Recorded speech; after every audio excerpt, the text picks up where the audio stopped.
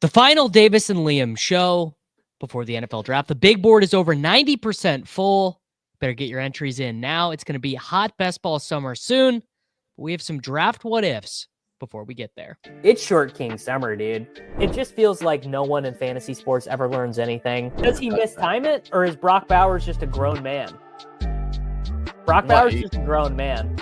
Dare I say, Rich, football might be back. In the words of Lane Johnson, this offense looks constipated. It's short king summer. All right, GM, Liam, how you doing, brother? Good morning. The big board is 89.9% filled, so a little fact checking to start off the show. I was told there would be no fact checking. We are going to auto down this first round probably, and just open up the show with 5 draft what ifs. So this could be player X goes to player team. What would the reaction be for us for best ball mania? Davis, why don't you start us off with one of your biggest drafts? What if?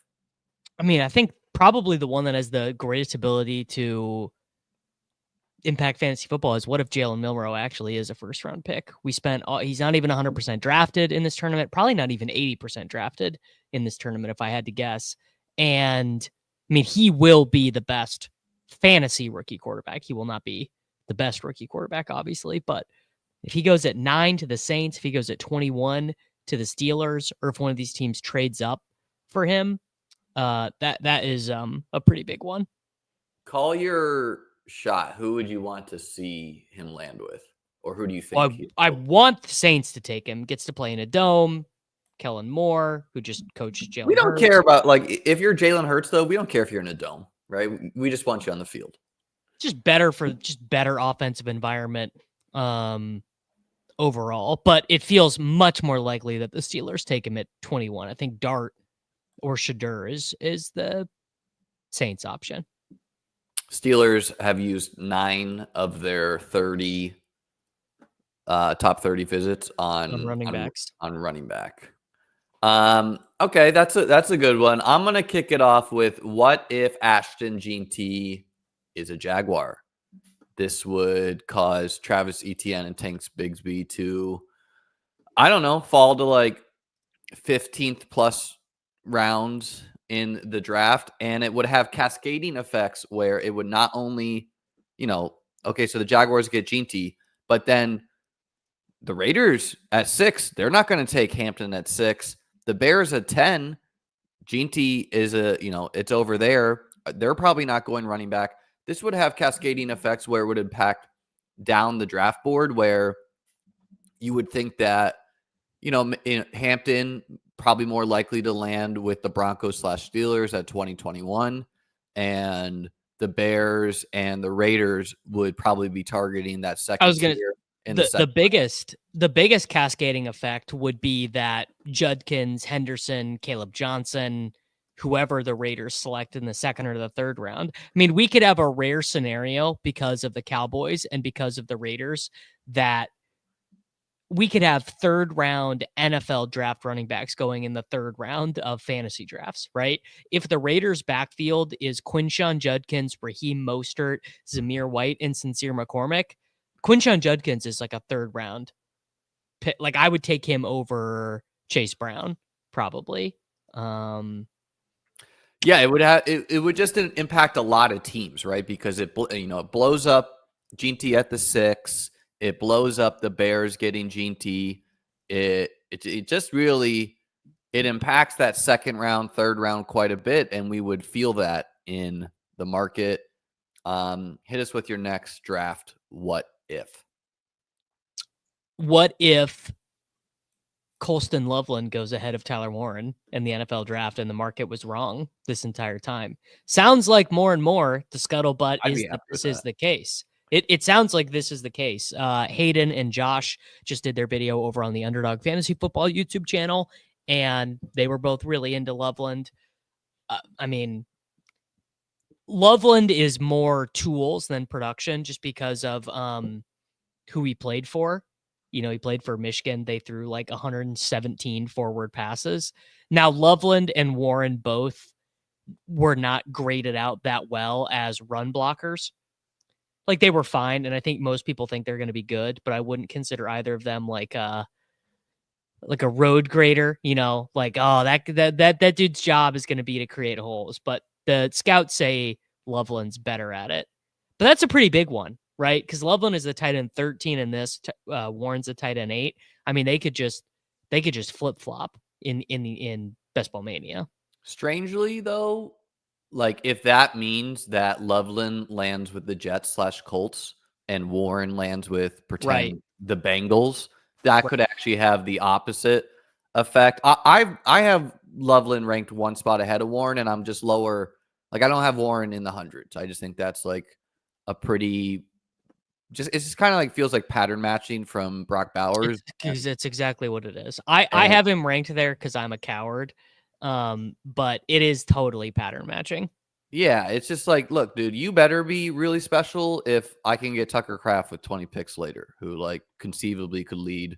Like Tucker Kraft could be an 1,008 player this year, But yeah, market wise, we would see what the impact is there.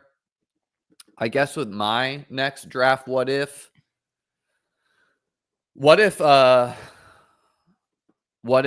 Shedeur Sanders falls to the second round? That's a pretty big one. It would not really impact drafting. Shedeur would be, an 18th round pick as he pretty much is currently. It would mean though that like people are really low on him. If like the Saints pass at 9, I think even the Dolphins. If the Saints and the Steelers both pass on Shedeur, or if Milroe goes ahead, and the Browns and Giants don't feel like they need to trade up. That is another big one, right? Yeah. Like because especially the Browns, they got 10 picks. You got teams like the Vikings and Commanders with like 4 or 5 picks at the tail end of the first. Like these are quintessential trade up spots. You got teams like the Bills and Chiefs who are generally just always willing to forgo the 5th-year option to get an extra pick. So yeah, it would be a killer for Shedeur in fantasy and just really in the NFL. It also might mean that the Browns do go into the season with Flacco, Pickett, and not DTR because he got traded. They have another quarterback now. Flacco, DTR, Pickett, and Pickett. No, it's not DTR. I thought they had a third quarterback. No, I think they just have Pickett and Flacco right now, right? Yeah, or that they take Tyler Shuck, or whatever. Yeah, so that's an interesting one. Hit us with your next what if. I mean, the biggest one is just like, what if whatever NFL team takes Travis Hunter says, yeah. That was gonna be my next one. He's playing 100% both ways until he gets hurt or until he can't anymore. I would say the bigger what if is what if Travis Hunter is a full-time wide receiver. That's the what if for me. Well, I think that's implied, right? If the implication that's not implied in the 7th round because no, not implied by his ADP, implied by a team saying he's playing full-time both ways. It's implied that he's doing both, that he's just like full-time wide receiver, full-time defensive back. You're just a starter both ways. I don't like if I were a team, I'd play him at wideout and then I'd play him at corner as well in the 4th quarter / key 3rd downs, key 4th downs, stuff like that. And yeah, I mean, so Browns I think are the most likely spot. I don't know what the was like. So let's say the Browns take him at 2 and they say he's playing full-time both ways. We view him as a starting cornerback. We view him as a starting wide receiver. He's doing both, for as many snaps as he can possibly handle in a game. So they don't say full-time wide receiver. They don't say full-time defensive back. They say he's playing both, 100% starter both ways. Where are you ranking him? Where are you taking him? Both ways or wide receiver mostly? They say he's playing both ways, 100%. He's a starter on both sides. No one can do that, right? Like I don't think what he says he wants to do. Yeah, but like both ways, like anyways, like I would, if Tez McMillan, who everyone think is worse at wide receiver, like I'd have no reason not to take him around Tez McMillan's price, right? So I think that's what will happen. He's a 7th round pick right now, mainly due to price anchoring. But if he's announced a wide receiver, and especially if we get like towards training camp, like if it's just like, yeah, he's playing wide receiver, guys, he'll go in this rounds 4. If people just get really enthusiastic, I could see round 3, but it's like, look, man, you got to start passing on some legit NFL studs at that I play. could see him getting to where Devonta and JMO go. That is the highest I think he could get. I want to be betting on him, but like I'd prefer JMO and Devonta's relative safety at that, right? Like, yeah, I like Rashee Rice, like that's not even a question. I would rather have Rashee Rice than Travis Hunter, but I don't know. I don't think the market's gonna just do that. I don't think they're just gonna be like, okay, now we're gonna slot him in at the 4th after, 20,000 drafts that we just did all summer where he was a 7th to 12th round pick. My next draft what if is, what if Tez McMillan is a Cowboy at 12? How you feeling? That to me, it's a bit of a what if, just because it would have me not only feeling really good about Tez McMillan, but it would also have me feeling pretty good about Dak's health and everything, because the Cowboys are like, they're not too far from being viewed a little bit like the Saints and Dolphins rosters, which are like aging dumpster fires in the sense except they have the difference there is the Cowboys have elite players on both sides of the ball, and even they have 2 elite players that like come to mind. They have Parsons and CeeDee Lamb, but you have questions of Dak, you have questions of O-line. Their run stopping has been terrible for years.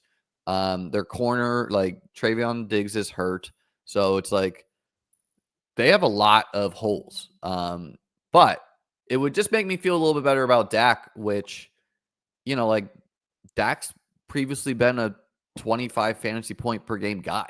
Dak has been the #1 quarterback in fantasy before. Yeah, that's pretty wild. So it would have me feeling really good about Tet, and just really good about. See, weirdly, I think it's actually probably brutal for Tet, because the ideal situation for a rookie wide receiver at this price is what Brian Thomas Jr. did last year, where you just totally dispatch your competition and you're a 30% target share guy. There's no Kirk got hurt too, so like it's not like Kirk leaving the picture was not fully part of the Brian, like same thing with Bowers. Brian Thomas and Bowers both benefited from guys leaving their teams. One due to injury, one due to trade. Yeah, I mean, I guess that's true. Although if Brian Thomas Jr. can't out earn targets over Christian Kirk, then like Kirk would part. I'm not saying Kirk's as good as Brian Thomas. It's just Kirk would not have gone to like 2 targets a game, right? Like he would have been 6 to 8 targets a game. Right. But my larger point would be there is no scenario where CeeDee Lamb is on the field and in the back half of the season, they're both out there and Tez McMillan earns more targets than CeeDee Lamb. Never more than CeeDee, but you don't need that. You just need to be better than Ferguson, Tolbert, and like there is room for. We know teams can support 2 pass catchers, right? Like we're taking 2 pass catchers on the Eagles. We could take 2 pass catchers on the Cowboys, right? Like T. Higgins and Jamar Chase. These guys are both 2nd round picks. So, no, I think being the second fiddle to CeeDee Lamb would be a pretty nice landing spot, rather than being like amongst the crowd in Pittsburgh, or something like that. Yeah. In 2021, Amari in 15 games did 68, 865, and 8. Michael Gallup, also who got injured that year, had 35, 445, and 2. So there's meat on the bone, to be fair. Even if he was like the 3rd guy in Chicago, like that would be a bit of a headache. sorting through. Like if Chicago's just like, you know what, let's just get our elite quarterback, three studs for the next. It's what they tried to do last year, right? 10 years. Yeah, but they had to have known Keenan wasn't part of the long-term plans. But that would be tempting to me as an organization, signing up Caleb Williams with DJ Moore, Rome, and Tet for years to come, right? But it would be, I don't know, do we prefer Rome? Do we prefer Tet? Right? That would be complicated to me. Probably prefer Rome in that situation, I think. Probably. But I could see Tet being the slot guy there, a little bit of the Amon-Ra, if you would. Yeah. All right, hit us with your next what if. I think this is our third each or fourth. All right, I got a pretty big one. Sure. What if the Lions spend like a day 2 pick on a running back? They say, Montgomery injured his knee. We lose Ben Johnson. We definitely don't want to get in a scenario where Jared Goff has to power and engineer the offense. We like Jared Goff. We love him. And we like Jahmyr Gibbs. We like David Montgomery. But we understand the key to our success is having this super powerful, explosive run game. David Montgomery is, I want to say 28. He might be 29 though. And he was hurt to end the year, right? He's 28. Yeah. What percent snaps was he playing in that game against the Commanders in the playoffs? Do you remember? I can pull it. It was a shootout, so he'd be skewed a little bit lower, but he played 24% of the snaps. He got 7 rushes. Remember he threw a pass in that game. But even before he got injured, he had only played over 50% of the snaps in 3 games. Yeah, and he's historically been not the highest weekly ceiling guy, unless he just punches in 3 1-yard touchdowns. So I could see this. And not only could it impact Montgomery, obviously, but it could just impact everything in Detroit, as far as if they're just maybe a little bit less pass happy. And Gibbs, I don't think you can impact Gibbs, but conceivably. Okay. It's just or what if it's not even day 2, but what if they take Damian Martinez in round 5? That's gonna have my sensors going off. I'm gonna be like, oh, it's kind of interesting. That would not impact the market a lot, though. That would have me mixing in Martinez. Yeah. At a low frequency, but that would feel pretty who's the converted running back linebacker guy that we were Sion Vaki. Yes, Sion Vaki we were doing. Okay, what if Chris Olave is traded on draft night? The Saints would love to do that. Let me tell you, the Saints, I think any veteran player, the Saints would love to get rid of their money, because Underhill said this the other day. He's only 24, man. Isn't that's a crazy stat? It sounds as if the reality of the situation for the Saints has finally hit, which is, we're here. We're ready for the rebuild. The reporting, Diana Rossini said this the other day. That Derek Carr is not actually even hurt. He just doesn't want to be a bridge quarterback, and they are just over it. Like Carr is over it. He doesn't want to be a Saint anymore. Well, what people were saying was, people were like, why would the Saints let this get out before the draft that Carr's shoulders hurt? And then what Diana said is that this actually came from Derek Carr's side, because he doesn't want to be Kirk Cousins. He doesn't want to be the Kirk Cousins. So him having the hurt shoulder actually got out from the Derek Carr side of it, because he wants to be released, I guess, and be able to go sign with Cleveland or the Steelers or something. But yeah, I mean, there's a lot of what ifs you could do with the Saints, right? What if they take Jackson Dart at 9? I mean, Dart and Olave, sign me up for that, right? Sign me up for Dart throwing it 100%. Down there. Dart and just Rashid Shaheed and Brandon Cooks, I don't know. You could see a team can you get Could you get like the Bills pick for Olave at 30? I don't know. I don't know what Or with the Olave's. concussions, would he be only second rounds? Well, the other thing is that this is the final year of Olave's deal. Now, I think he's got the team option because he was a first round pick, but if you trade for him, you'll have to pay him. So that has to figure into it as well. I don't know what the Bills spending. I don't know what their spending situation is like right now, but maybe I'm trying to think of a team that like clearly needs what Olave provides and has the money. I mean, the Patriots would be the first team probably that would field an Olave because they have the money to pay him too. Like if Olave's like, oh, I want to get paid. The other thing is the concussions with Olave though. Like he's pretty close to. He's like kind of in a Tua situation. Does that push it down to a third round pick? Does that make it a second? Like I don't know. It would be a weird. There has been some rumors around Olave being traded. It doesn't make sense to me if you draft a quarterback high and then you trade away your best pass catcher, especially if you'd have to sell him for, kind of like 50 cents on the dollar with the concussion history. Maybe you just roll the dice yourself.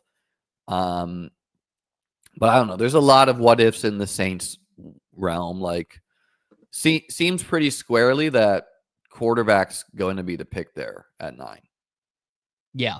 Does sound like Shedeur, Dart, Milroe. I've even heard Shuck. Yeah, I've heard him in the mix. That would truly be like the Penix pick was just so shocking at the time. And the Penix thing, I don't know, man. Like depending on what ends up happening with Kirk Cousins, maybe it even ends up working out for them. Although, like obviously, if you're I thought it was fine for them to do. I was not one of the ones hating on them doing that. I understand the timing was weird, but like to me, you were never winning the Super Bowl with Kirk Cousins anyway, so maybe you could say you shouldn't have signed him. And if Michael Penix is an elite quarterback, like you're set. Who cares that the cap's going up a lot of money each year too, so it's like this deal's not even going to look that crazy in a year or two.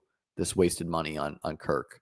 And you just had to set a floor after you just had to deal with the Desmond Ridder experience with your fan base, right? Like you have a good enough offense that you had to put something on the field. But I think the Dolphins are not like the Falcons in the sense that everything's bad there. Like they're staring down the barrel of having very few players to build around. But they kind of feel like a team that, like, if ownership would allow it, like maybe they draft quarterback at 12. Like they got a lot of issues. Just start the rebuild. Starting over with going from Tua to fancy Shedeur. Tua in Shedeur. I don't know. I don't know if that makes a ton of sense to me. I mean, like perhaps a tough fine. sell. Perhaps a tough sell. Yeah. I'll admit that. But what if going from Tua to Jalen Milroe? Easier sell. Although I think Jalen Milroe is like uniquely positioned to not be able to run the Mike McDaniel offense. Like I don't think that is like. What if he changes it, man? Change it up. Yeah, that's true. Well, he probably. I don't. That's the thing with these Shanahan guys is they really only know how to coach the one way. You know what I'm saying? Yeah. They don't change things up. They don't add new wrinkles. They basically just do the same thing. I mean, that was one of the things that people were saying about Mike McDaniel last year was without Tua able to execute his little small things, the whole offense fell to shit. Whereas like, well, you know what? Got to give credit to LaFleur. Matt LaFleur is Shanahan tree guy, won 2 games with Malik Willis, like kept their season alive when Jordan Love got injured. So that was crazy that he did that. All right, hit us with, I think this is our last what if either. Okay. What if the third running back drafted is not one of the guys we expect? It's not Judkins. It's not Henderson. It's not Caleb Johnson. It's like Tootin or Devin Neal or RJ Harvey, Scattaboo, Giddens. Just like pick 47. Marquez Hunter. Yes, just like a little ETN, right? Travis Etienne's little brother. Like, what if it's just a total Dude, if it's him? Yeah. And this sounds crazy, but I remember 2 years, James Cook's rookie year, the combine happened. And, you know, I thought like he ran really fast at the combine. So I just kept on drafting him in the like 19th round of big board drafts. And then I was legitimately shocked when he got a second round draft capital to Buffalo. I was like, oh my God, like I hit a home run here, you know, and like his rookie year was whatever, but I just saying that the precedent of the market in the big board having a guy going very late and then them going in the second round of the draft, like we've seen that before. Sky Moore was like a 20th round pick in the big board and then like a 7th round pick in Best Ball Mania. That was a snowball that we're all trying to find the guy who did this. We're all trying to find the guy who did this. Yeah. It had to do with like the name and the Chiefs. The name. The Chiefs were coming off of the first Super Bowl, right? Tyreek was still on the team though. I'm doing a weird 3 quarterback build. Starving the beast. I almost took Fields with my last pick. All right, let's catch people up on our teams. I'm doing a pretty weird one. I have Lamar Jackson, who I like never take. Quinshon Judkins, Jordan Mason are my only running backs. Nico Collins, Drake London, Xavier Worthy, Jordan Addison, Luther Burden, Rashad Bateman, and Mark Andrews. I took Bateman, who I never really take, because Mark Andrews like might get traded, you know. Well, Mark Andrews, like Dallas Goedert's tumbled 2 rounds, but Mark Andrews is equally likely to be traded on draft night to the Colts for their like 3rd round pick or something like that. All right, tell the people what you have. Gibbs and JT, anchor running backs. Marvin Harrison, Jameson Williams, Chris Olave, Jaden Reed, Emeka Egbuka at wide receiver. Kyler Murray, Jared Goff, and Jordan Love hitting the triple mid-round quarterback. Not something I usually do. Usually just stop with 2 when I have like a Kyler Goff one. But with the anchor running backs, I can probably get away with a little bit less there. Feel good at wideout. I'll tack on some tight ends and just hopefully cause some panic in the draft. Get some people reaching on some quarterbacks, pushing some talent down. Nothing wrong with having 3 stacked quarterbacks, even though I usually don't like to spend so much draft capital. I don't hate that at all, especially because those middle rounds are that was part of it too. Look at the players you passed up on. I passed up on Brian Robinson Jr. I passed up on Jalen McMillan. How will I ever how will I ever succeed? How will I ever recover? Yeah. Yeah, exactly. Yeah, and then I get Kraft. Do we have one more draft what if each, or did we finish? I think we did all of them. I don't really have the other one is like what if Tyreek Hill's traded, like mainly trading wise. Man, who is trading for that guy right now? Yeah, I don't know. If anything, it would be like a salary dump, like the Brock Osweiler trade or something, just so the Dolphins don't have to pay him anymore. Brock Bowers, by the way, went 4th in this draft, which is interesting. It, like the same argument for a Bowers or McBride can be made for the elite quarterbacks, right? Basically, like people want to be betting on Bowers because he's an elite talent and they accept that he can separate at tight end. But obviously the elite quarterbacks can separate a quarterback as well. Lamar can give you 40 points when I get 20 from Jared Goff. That's a 20-point gap, right? And if you get 20 from Bowers, the real question is, are you separating from me if I have like Kraft, Mike Gesicki, and, whoever? Isaiah Likely. Like that's what kind of season is Bowers going to have to put up to be a massive advance rate winner? Like your standard Kelsey season, 1,100 yards and 10 touchdowns. I don't know if that would do it. You don't think so? That's a lot of points. It's a lot of points, but like, just from some perspective, Jonnu Smith put up 908. So if you're putting up 1,110 and I got 908, 8 rounds cheaper, like, plus I have Saquon and you have, Brian Robinson, I don't think you're out advancing me. So I'm trying to remember the season that Kelsey scored 100 more points than every other tight end. He was like a 37%. Right, but that has to do more with like how devoid the rest of the league was, right? And I don't think that if you look at the current NFL, you would say that. All right, this was 2022. Kelsey scores 261 half PPR points. TJ Hawkinson, who is still being drafted high, George Kittle, who's still being drafted high, Mark Andrews, Evan Ingram, Cole Kmet, Freiermuth, Higbee, Schultz, like a bunch of these guys, Goddard, Njoku.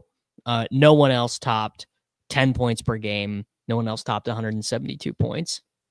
Yeah, so it has to do with what else is available, right? So it's like for Bowers to be a big advance rate winner with only 1,108, that means that no one else put up a 808, a 908, which I would be betting that amongst the group of Jonnu Smith, or count Sam Laporta, man. Sam Laporta's a 6th-round pick.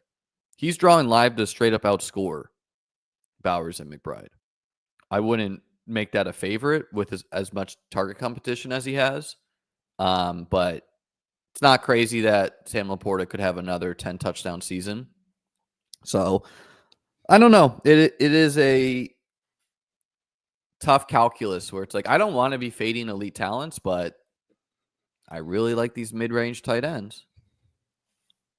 Feels like mid-range tight end always seems kind of appealing and then is like never a winning. Like it just like, it's like the tight end 7 through 10. And I think Njoku is my most, he might even be close to my most drafted player right now. Right, but they're just the most Ferguson at these prices last year. Now we get, I was not. I was. Now we get Tucker Kraft, David Njoku. Like David Njoku is the same price pretty much always, but I was gonna take Spears anyway. Spears is, I mean, frankly, I could see Bowers just being like the equivalent of the wide receiver 5 and just being the absolute you had to have him guy. So you're saying a 1,510 season? Yeah. I mean, he broke the all-time record for rookie receptions, and he plays in a dome. He plays in, I was going to say, there's one other bad team, the Chargers, in their division. But like, yeah, Kelsey, 1,411, 1,310. Like just like, for example, like Bowers was like a way better college prospect, obviously, than Kelsey was. Kelsey's first full-time season in 2014, he had 67 receptions, 862 yards, and 5 touchdowns. Actually didn't get more yards or receptions than Bowers until his age 29 season. I have no doubt Bowers is going to be a good fantasy asset. It's going to feel good getting 15 points a week. I think but it's a huge price. I think the main benefit of him is that it allows you to stop at 2 tight ends, and you should never be going 3 with him. Yeah. But what it will take for him to be a solid advance rate piece is, and let's not use this draft. Let's use him at the 2nd-round pick. Jeanty, CMC, Achane, JT, Derrick Henry, like all these guys, London, Ladd, like none of these guys can be top 5 at their position because it's simply more valuable to have a top 5 running back or wide receiver. And is that true though? I would question that a little bit because there are more ways you can get points at those positions. You have more players at those positions. Tight end, I would argue tight end is probably the most valuable one to create a differentiation in, I would think.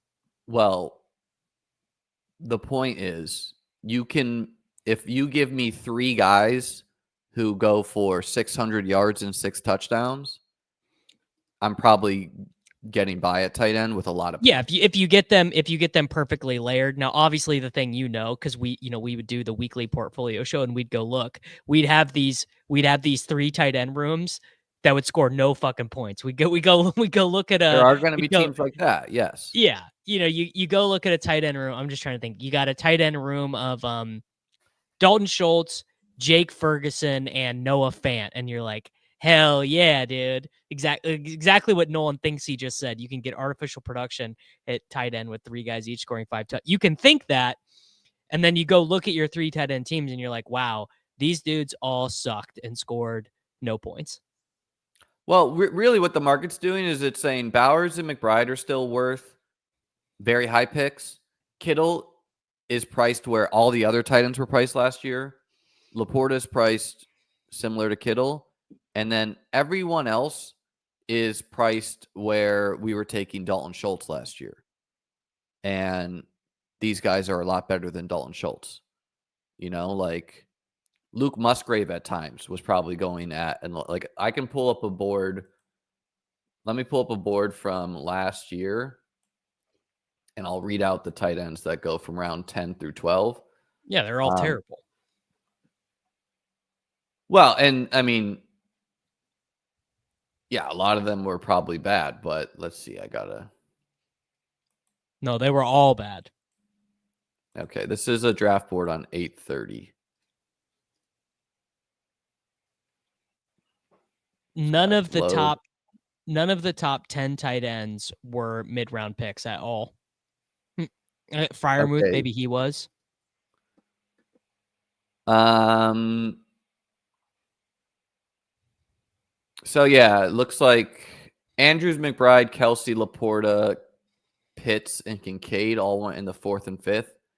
Kittle going in the 7th last year, bizarre. Kittle, Ingram, Ferguson, Bowers all in the 7th. Njoku and Goddard went in the 10th. And then the Schultz, Freiermuth, Hawkinson, Kmet, and Luke Musgrave tier went in the 12th and 13th. And I simply feel a lot better about the guys going in these mid-ranges now. You just demonstrated your own argument why the mid-range ones are the fake values, though. No player is less valuable than the round 10 tight end who scores like a round 18 tight end. Right. But what I'm saying is that I don't think Tucker Kraft and Njoku are Pat Freiermuth from last year. Well, sure. We always think that. We always think we have it solved, and then we don't.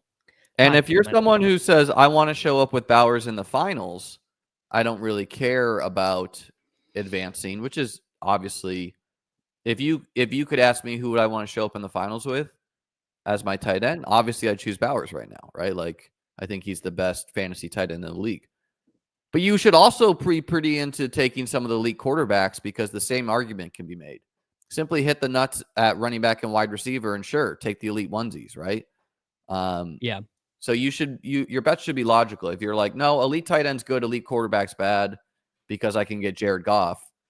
It's literally the same thing as saying, if you're like, no, I don't want to take Lamar because I can get Jared Goff and Jordan Love, and I like those guys. Well, quarterback scoring is closer. I mean, that is just true. It's not too. The question is, can 3 tight ends make up 1 tight end, 1 good tight end? How many more points do people think Josh Allen scored than Jared Goff last year? This will be very interesting. I have the answer pulled up.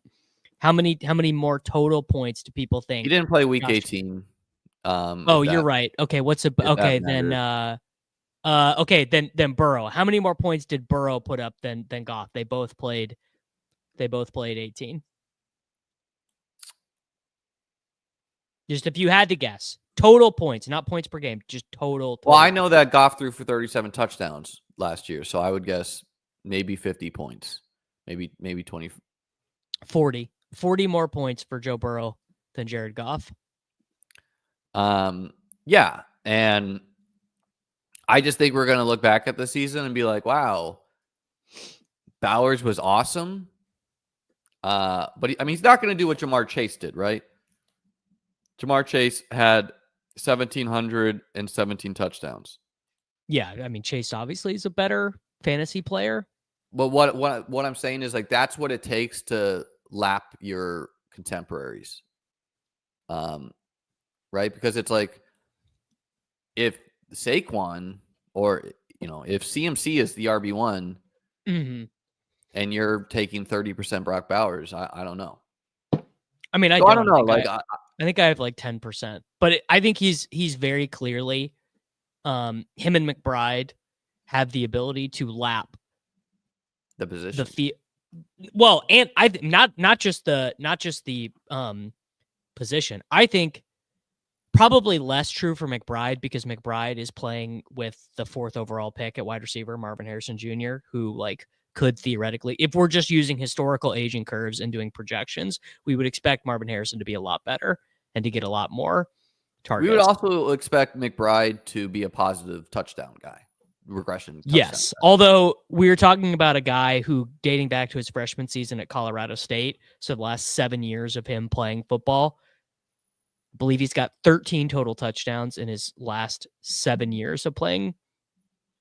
He's going to get like 6+ this year, though, right? Like, that's just like, they're going to. That, I mean, obviously, yes, you would expect, just like, I believe the calculus is, for every 112 yards of receiving, you're expected to get 1 touchdown, just based on, that is just the math league wide. The thing with Bowers is, one, he just had the greatest receiving season for a rookie tight end ever. Not even really anyone who's close to him. Huge quarterback upgrade. And maybe some people, would disagree with that. Maybe some people Gino's actually not really that good. Also, I think another pretty easy thing about this that is maybe going overlooked is huge offensive coordinator upgrade. You can dislike Chip Kelly all you want. You can say, oh, Chip Kelly this, Chip Kelly that. Every year, other than the crazy 49ers year where everything went sideways, Chip Kelly offenses were top 4 in total plays, top 4 in yards, top 4 in points. I think the Bowers nukes everyone ceiling is pretty high. I think Bowers in what I would say is likely is, in all likelihood, he probably just puts a little bit more stress on you to hit some league winners at running back and wide out. Yeah, I mean, you know what I guess his advance rate is, Liam? About 16%. Yeah, I bet it's about 16%. I would. The thing, he's such a safe bet on talent, which is good, right? That we like safety somewhat for our expensive picks. I think it's a pretty good math-based bet too, actually. And I would guess that let me just pull this up. Let me pull up Mike Clay 2025 NFL projection because Leone doesn't have any up yet. Here, and I will pull it up on the screen as we finish this draft. All right, let's go to the Raiders. All right, everyone guess what we think the Bowers projection is. What do we think Mike Clay, who's going to be really conservative, is going to have Bowers projected? Yards and touchdowns or fantasy points? Half PPR points. Half PPR points, 200. Or 180 if he's really conservative. All right. Full PPR, he's got him for 243, so that's probably about right. Yeah. And he's got him for what? And you could be bypassing a 400-point running back to take him. Well, sure. Yeah. I mean, like, yes, obviously that is true. When anytime you are using a pick in the first round, do I need a third tight end? I guess I do if Mark Andrews doesn't get traded.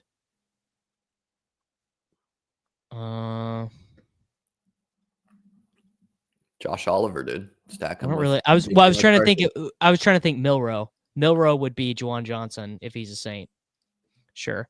So he's got him for. I mean, basically, he has him for what he did last year: 100 receptions, 10,057 yards, and 5 touchdowns. All I'm saying is Bowers is fun. It's nice and good to just like plug your ears and be like, I'm taking fun, good players, but there is an opportunity cost there, and there's an opportunity cost to everything. I've not felt as good about the round, 10 to 11 tight ends, 10 to 12 tight ends as I have this year. Which I mean, Njoku is, I agree with you because Njoku is my most drafted player by like a lot. My most drafted tight end by a lot. And I have a lot of Loveland as well. I mean, I think they're strong, but the issue is that just like historically that bucket of players is like always ass. It's like always ass. I don't know. That's flat. Looking at the market and ignoring the actual players there doesn't seem like how I would want to process it. I mean, that's like how like rankings, like that's how like Leone does all like that heuristic is how the best players, I guess, other than yourself, like Herzig and Leone and these guys generate stuff is you have to. There can be some big misses there, though, when you ignore what the market gives you. Sure, right. You have the ETR examples of like, all those shitty wide receivers that their subs end up with. Can't risk a 0. Got to take CEH in May. Yeah. Brashard Perryman and stuff. Can't take a rookie. Got to take CEH. Like there's. So I don't know. Like these vets have some zero risk in them. I don't know. It's just like if we're going to be comparing market boards where like the tight ends going where Pat Fryer moved to the tight ends that are like even Kincaid, like I would, if you want to tell me Kincaid has 808, I would buy that. I would buy that for Jake Ferguson. I would buy that for Loveland. I would buy that for Evan Ingram. I'd buy that for Tucker Kraft. Dallas Goedert getting traded would be good for his value in my mind. So I would buy that for him. Could be good. Could be good for his value to be traded. Most situations, I would like. Indianapolis would suck, obviously, and they're the team that really wants one of the only bad spots. Playing alongside Hunter Henry also would be a little questionable for New England, but most spots good. I would buy Isaiah Likely having some like crazy. I would not because there's not enough volume there because he's at best the number 2 option for a super run heavy team. Right. But Lamar threw for 40 touchdowns. So if he simply is insanely efficient, if he scores like 13 touchdowns or whatever. Yeah. Like that's if you have a quarterback doing that, like that's in the range. Yeah. Here's the thing. Like, this is why the triple quarterback's kind of hard because it's like, because you get to where you're at right now, and you're like, "Fuck, dude, I'd rather just take Dart or Russell Wilson or whatever." Like, I don't feel good about my wide receivers or my running backs. Yep. So, we're just gonna have to go like the 3-6-8-3, and I mean, obviously, I feel really good about Gibbs and Taylor, so maybe that just pushes me to stop at 5. But it's like, man, I have Marshawn Lloyd and Braylon Allen. Like these guys could be zeros. Yes. Yeah. Check the private chat. Go. I'm getting the spinning wheel. Do I still have room? 3 more. I'm in. Draft starting soon. Did you get that one? Yep. I'm in. Wow, you were the 12th. We do have a little bit of a delay between the chats, so it's like 8 seconds. Yeah. Eight dude, I totally found a round 20 wide receiver the other day, and now I lost it again. There's a lot I like. Isaac Tesla, Dante Thornton, Torrey Horton. On this one, I'll take Horton if he's there. He's not. Fuck, Davion I'm running out of time. Tutu I'll take. Atwell. I was gonna say no. This one I'll take Trey Tucker. I don't know if you saw the quote from Liam Cohen, but when asked about the wide receiver room, he did not mention Gabe Davis. Mention Parker Washington and Diami Brown by name. So that would mean that highlighting the haters. I do just want to say one thing. T-Bear, I'm sorry, dude. You just do not get what we're doing here at all. I'm trying to keep it light, man, but you just do not understand anything that we're doing here. Okay. I gotta remember this. I gotta remember this round 20 wide receiver. I got very woke about them. There's a lot of wide receivers to like in this range, I think, actually. It's not easy knowing who it is, but it's not easy knowing Savion Williams. Some people think he could go high. T-Bear, I'm sorry, but you're so stupid that you think I'm arguing against Likely on a team where I literally drafted Isaiah Likely. Davon Bailey. Not Davon Bailey. I'm my third eye is officially closed. Tim Patrick. To Bailey. Olamide Zacchaeus. He had a good. He's the presumed slot in Chicago right now. No, but I am really mad because I actually got legitimately excited, and now I forgot it because I didn't update my rankings when I finished the stream yesterday. My running backs on this team are terrible, so I need something here. I probably should have taken a 7th.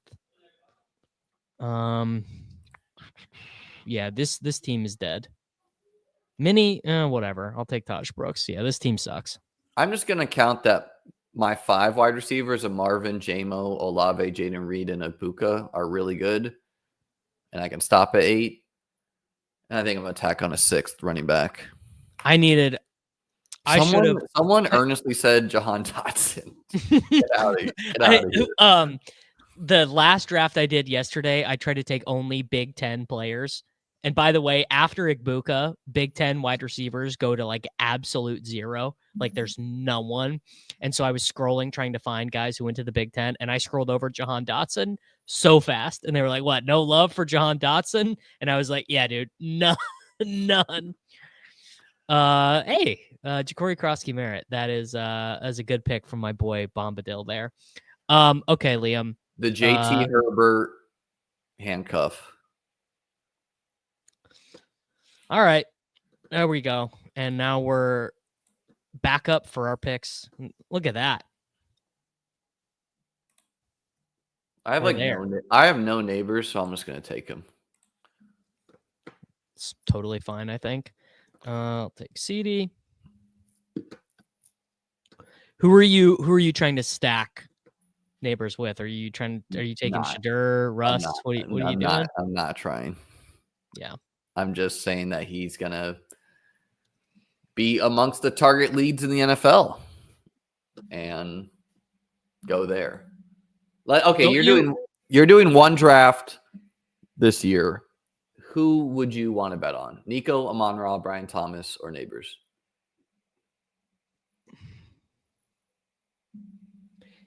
If I just got to do one draft. One draft. Those 4 are on the board. You're only getting one of them. Probably Brian Thomas. If I could only take one. Brian Thomas or Nico. Brian Thomas or Nico. Yeah, it's so hard. It's is Amon-Ra just going to be a 250-point wide receiver that goes, 11th overall in fantasy drafts for the next 5 years? You just have so you've got 2 minimal concerns. No more Ben Johnson. What does that do? And then what if there's a week 17 game that's outdoors for them? But that's a very low concern for the lot. That's not as big a concern as other teams.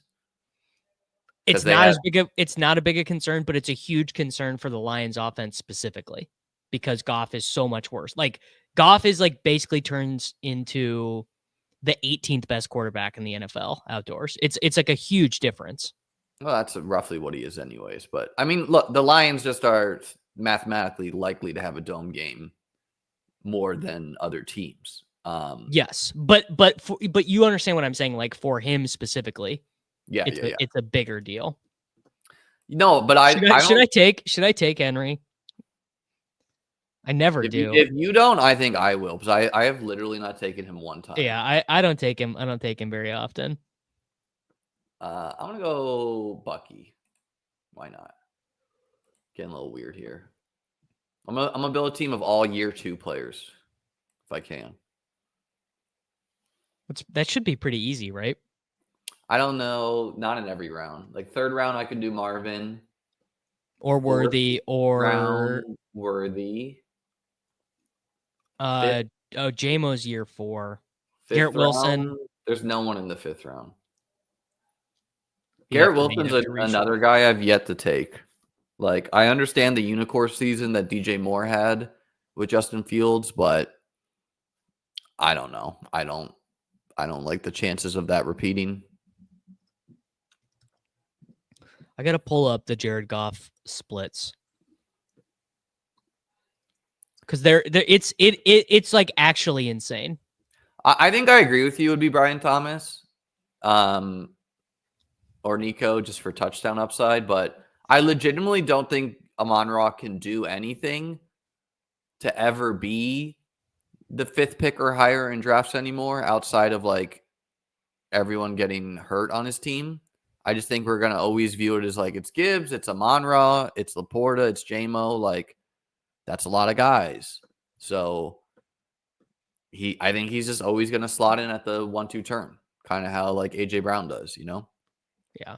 Also, Garrett is year 4 anyway. Doesn't feel like it. Yeah. Did you say year 2 for him? Yeah. I don't know what I'm doing there. Every Jets season just ends up being a total wash. Like, you just forget Breece Hall and Garrett Wilson exist by week 15 because the Jet seasons are so useless. Garrett getting traded would be fun. Like, what if the Jets are terrible and they trade him at the what if they're terrible? That would be crazy. It'd be crazy if the Jets were terrible. I think New England's going to be the 2nd best team there. Yeah. Neighbors and Marv, dude, getting them back together. What if the Chargers had just drafted Malik Neighbors, man? I think they would be a better team today. I think they're probably happy with. I like the way they play football. I think they're probably happy with what they did. Honestly, I was going to ask, do you think they would go back and change it? No. I think the way the Harbaugh Roman system works, I think they're like, hell yeah, dude. I don't know. I think Neighbors is just a scarcer resource than a tackle. They also hit big time on Ladd, though. Like, if they had no wide receiver stuff at all, but I'm sure they in their minds are like, oh yeah, Ladd, dude, he's the best. He's awesome. True. Yeah. So Kyron dodges significant draft capital at running back. Do you think he goes to the 2-3 turn? I think he and Chase will both move up a little bit if they dodge significant stuff. I wonder about Chase Brown, though. Like, I think Chase Brown's like maybe kind of being drafted at his ceiling, you know? Mm-hmm. I think he's like what he was last year is pretty much a 1st round pick. But he's not going to play 97% of the snaps every game the way he was. Right, but that is a ceiling outcome for him. Yeah. I understand the Bengals have brought in all these running backs, but I keep taking Chase Brown as he falls. They're not going to take, Travion Henderson or Judkins or whatever. They might take a round 4 guy or something. Yeah, and that would have me not impact Chase Brown at all. Mm-mm. That would be like, some people are like victory lapping, full fading Chase Brown because Travion Henderson was brought in on a visit. No, that is just not an understanding of how visits work. Yeah. Tough scenes. All right. I've got CeeDee Lamb, Derrick Henry, and I took Devontae Adams over Worthy just to do something different, really. Sick of running back the exact same teams a billion times because I have Worthy ranked. I have Worthy and Rice ranked ahead of ADP. So I'm just always in a similar spot. You know what? I'll fight against the if you take Derrick Henry, you got to get back to your slappy roots a little bit. So I'll take Chase Brown. So if I want to continue the year 2 thing, I take Jaden Daniels. Why not, dude? Or Rome. I was gonna take Rashee Rice just because I think he's the best pick here. Yeah, I'm gonna take Rice. We're gonna break the pattern. I strongly prefer Rice to Worthy if he dodges jail and health concerns. I've gone back and forth. It's truly one of the things I can see going both ways. Worthy obviously has the ability to do the Tyreek stuff, just like score the long touchdowns that Rice won't. But Rice will almost assuredly lead the team in target share. Kind of the Rice thing is, what level of ability is Kelsey able to play at this year? Is Kelsey even worse? Kelsey had yes, Kelsey will be worse. Because I mean, he still was a 24% target share. I mean, guy had fucking 97 receptions last year. I don't know, man. Like, it's hard for me to see Kelsey burying me for not drafting him this year. Yeah, I think the burying piece seems pretty unlikely. He could be like a fine advance rate guy, but his statistics are unlikely to get better than. Well, he could score more. I don't think he will be a fine advance. I think the more likely outcome is he's a bad advance rate guy, but he has a random 3 touchdown playoff game. That's just the fantasy playoff. The bar for being a good scoring tight end at tight end 10 in the hundreds is, as we just demonstrated in the Brock Bowers argument, it's pretty fucking low. Like, people are like, oh, Jonnu had this crazy season last year. He scored 170 half PPR points. It's like nothing. It's a lot. No, it's not. It's not a lot. It's like 600 yards and 7 touchdowns. Someone asking, is Lamar's 40 passing touchdowns an outlier? Like, definitely no. How could that be an outlier? He's done it 3 times.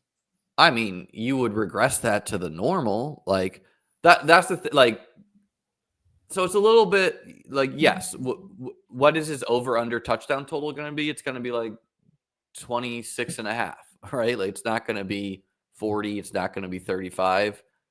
You know, that is obviously a crazy efficient number. Right. But the same thing with James Cook, where people are like, the dude scored 16 touchdowns. He's not doing that again. I understand, but like, elite players sometimes are very efficient, right? So it's like, if other people don't want to draft James Cook because they're like, oh, he scored 16, led the league, that number's going down.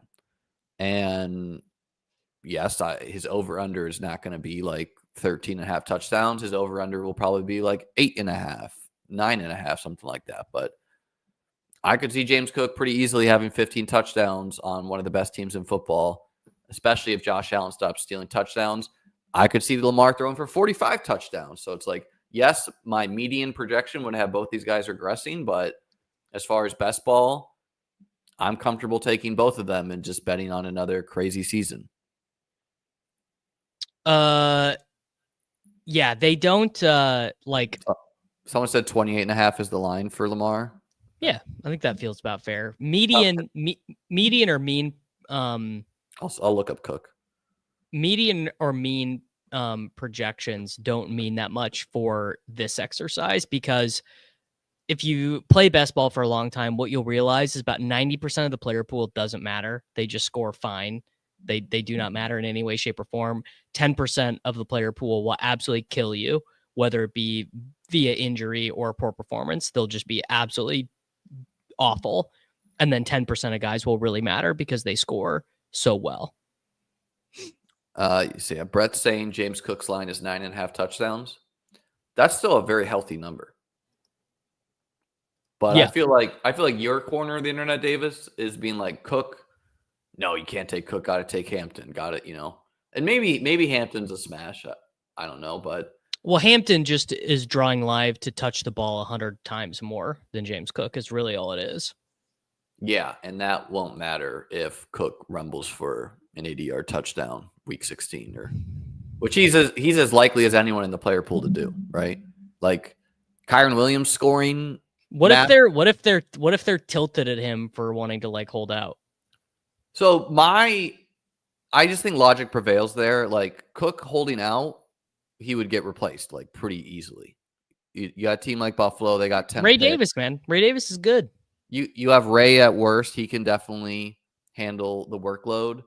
But I'm not afraid of the holdout. I think he's gonna, what if you get could say the other side of the coin. He has no recourse. It's not like Exactly. he has no power. What if you get the Josh Jacobs motivated season on contract year, So like I don't know. To me, like I would probably put Cook as the number one guy I'd want in Buffalo with as much ambiguity as there, even over Allen. Yeah. Sure. I mean, I think James Cook is. I think I have him literally ranked right at ADP.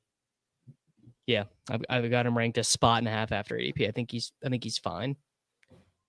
I think Hampton will leap him if Hampton goes to the Broncos. Does Hampton make it to the 2-3 turn? To the Broncos or the Bears? Yeah. The Bears, yeah, but the Bears couldn't do that at 10, could they? So people are putting. I mean, I don't think they should, but people are putting it in their mock drafts. So, I mean, I think it would be, a bad idea. All right, I've got a weird team: Derrick Henry, Chase Brown, Travion Henderson, CeeDee Lamb, Devontae Adams, Jordan Addison. So I'm gonna have to get into some of those mid-round tight ends, Liam. Yeah, when Devontae and Henry are medically retired midway through the season, tough looks. I got to force myself to do stuff like that, or I'm going to have 47% of Kansas City's wide receiver 3. Beatbestball.com, right? That's the best tool for best ball. There's a lot of, I mean, I don't use tools. That's where I put rankings. Other people do use tools. So I don't know. I mean, honestly, brother, I don't think you need tools to draft, but if you feel like you do, they're out there. Davis has some up on the screen. I like to use the tools just to fucking keep me on track. Like when I don't have them up, I'll just like forget my stacks, but it's not like especially for this is like not for the big board, but when we get to multi-table season, I mean, how many, like I'm trying to do 2,000 drafts or whatever. God, that would be nice. Getting to 2,000 would be sick. Got to find a winner in there somewhere, right? If I had 2,000 entries, I'd win too. I don't know, man. I don't know. It's hard to win. Hard to win, guys, right? I got 2 teams to the finals last year. I've won Best Ball Mania. It's very conceivably I won't get another team to the finals for the next decade if you just look at the math of it. So, yeah, I don't know. A lot of people are trying to sell you tools, brother. I think you learn how to draft. You're going to be more beneficial than. And it depends on how much you want to draft, how many teams. Like, what's your? I draft as many as anybody out there. No tools on screen. But how many teams did you do last year? Max DK, max underdog, max drafters. So at least, 500-600. Yeah. Good year for me to draft 1,500 teams. Good year. Everything worked. Everything worked out really good for me. It was really sick. I don't usually like max a puppy. And who needs $100,000, brother? No, $200,000. for the puppy. If they are $200,000, I will max, but they don't usually do that. No, normally they're 50 or 100K. The first one of the year will be the really big one. Seems crazy to take Baker over Kyler, but I'm gonna do it. I'm gonna win the big board by taking Davis's guy. Davis, look up your Baker Mayfield exposure. Because I bet it's too low. And I remember last year, one of the things you were regretting is being like, why didn't I take my Oklahoma guy? I bet I don't have very much. 6%. Mm-hmm. We're good. God, why do I have a Javon Baker team? Clip this, Zach. Once Baker Mayfield's out there averaging 30 points again. But look, I just don't have very much of the Buccaneers in general, is why. That seems bad though, not to have a lot of Bucks.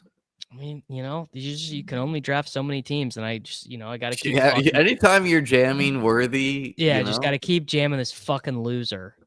God. I mean, look, bro. Worthy's a good player. He's a good pick. I don't like. Are you thinking he's developing into Tyreek Hill? I just think he basically sucked ass at actually playing football last year and scored a bunch of touchdowns. So if he learns to play the game, like how many times this is obviously like you only have this opinion when you care about the result of a team, like the way you feel about Shakir or whatever. You're like, yeah, if like 3 more things would have went his way, he could have had a great year or whatever. That's the way I feel about Worthy, because I'm like, if Mahomes hit him here, if he kept his foot inbound there, you're looking at a way bigger season. But yes, as Charlie points out, Evans and Worthy have the same ADP. So the only time I'm getting Evans is when I'm consciously doing something different or going against my rankings, which I do sometimes. If you don't just want to use your rankings straight 100%, because you'll just draft the same team 100 times. I mean, that's just a lot for an expensive here. I'll try to look up my highest exposed expensive player. I guess it's James Cook and Jameson Williams at 18% each. It's very funny for us to both just be doing our Homer bullshit. You have 18% of the expensive Bill. I have 30 whatever percent of the expensive Chief. 18% though is not as much. Is a lot. Yes, I mean that's basically even with the field. And I have Jameson Williams equal to that too. So yeah, I mean, Jameson Williams is just a good best ball pick. Quintessential, like literally the guy where if he's the guy you need week 17, you're like, why didn't I just take the guy who can score 3 80-yard touchdowns?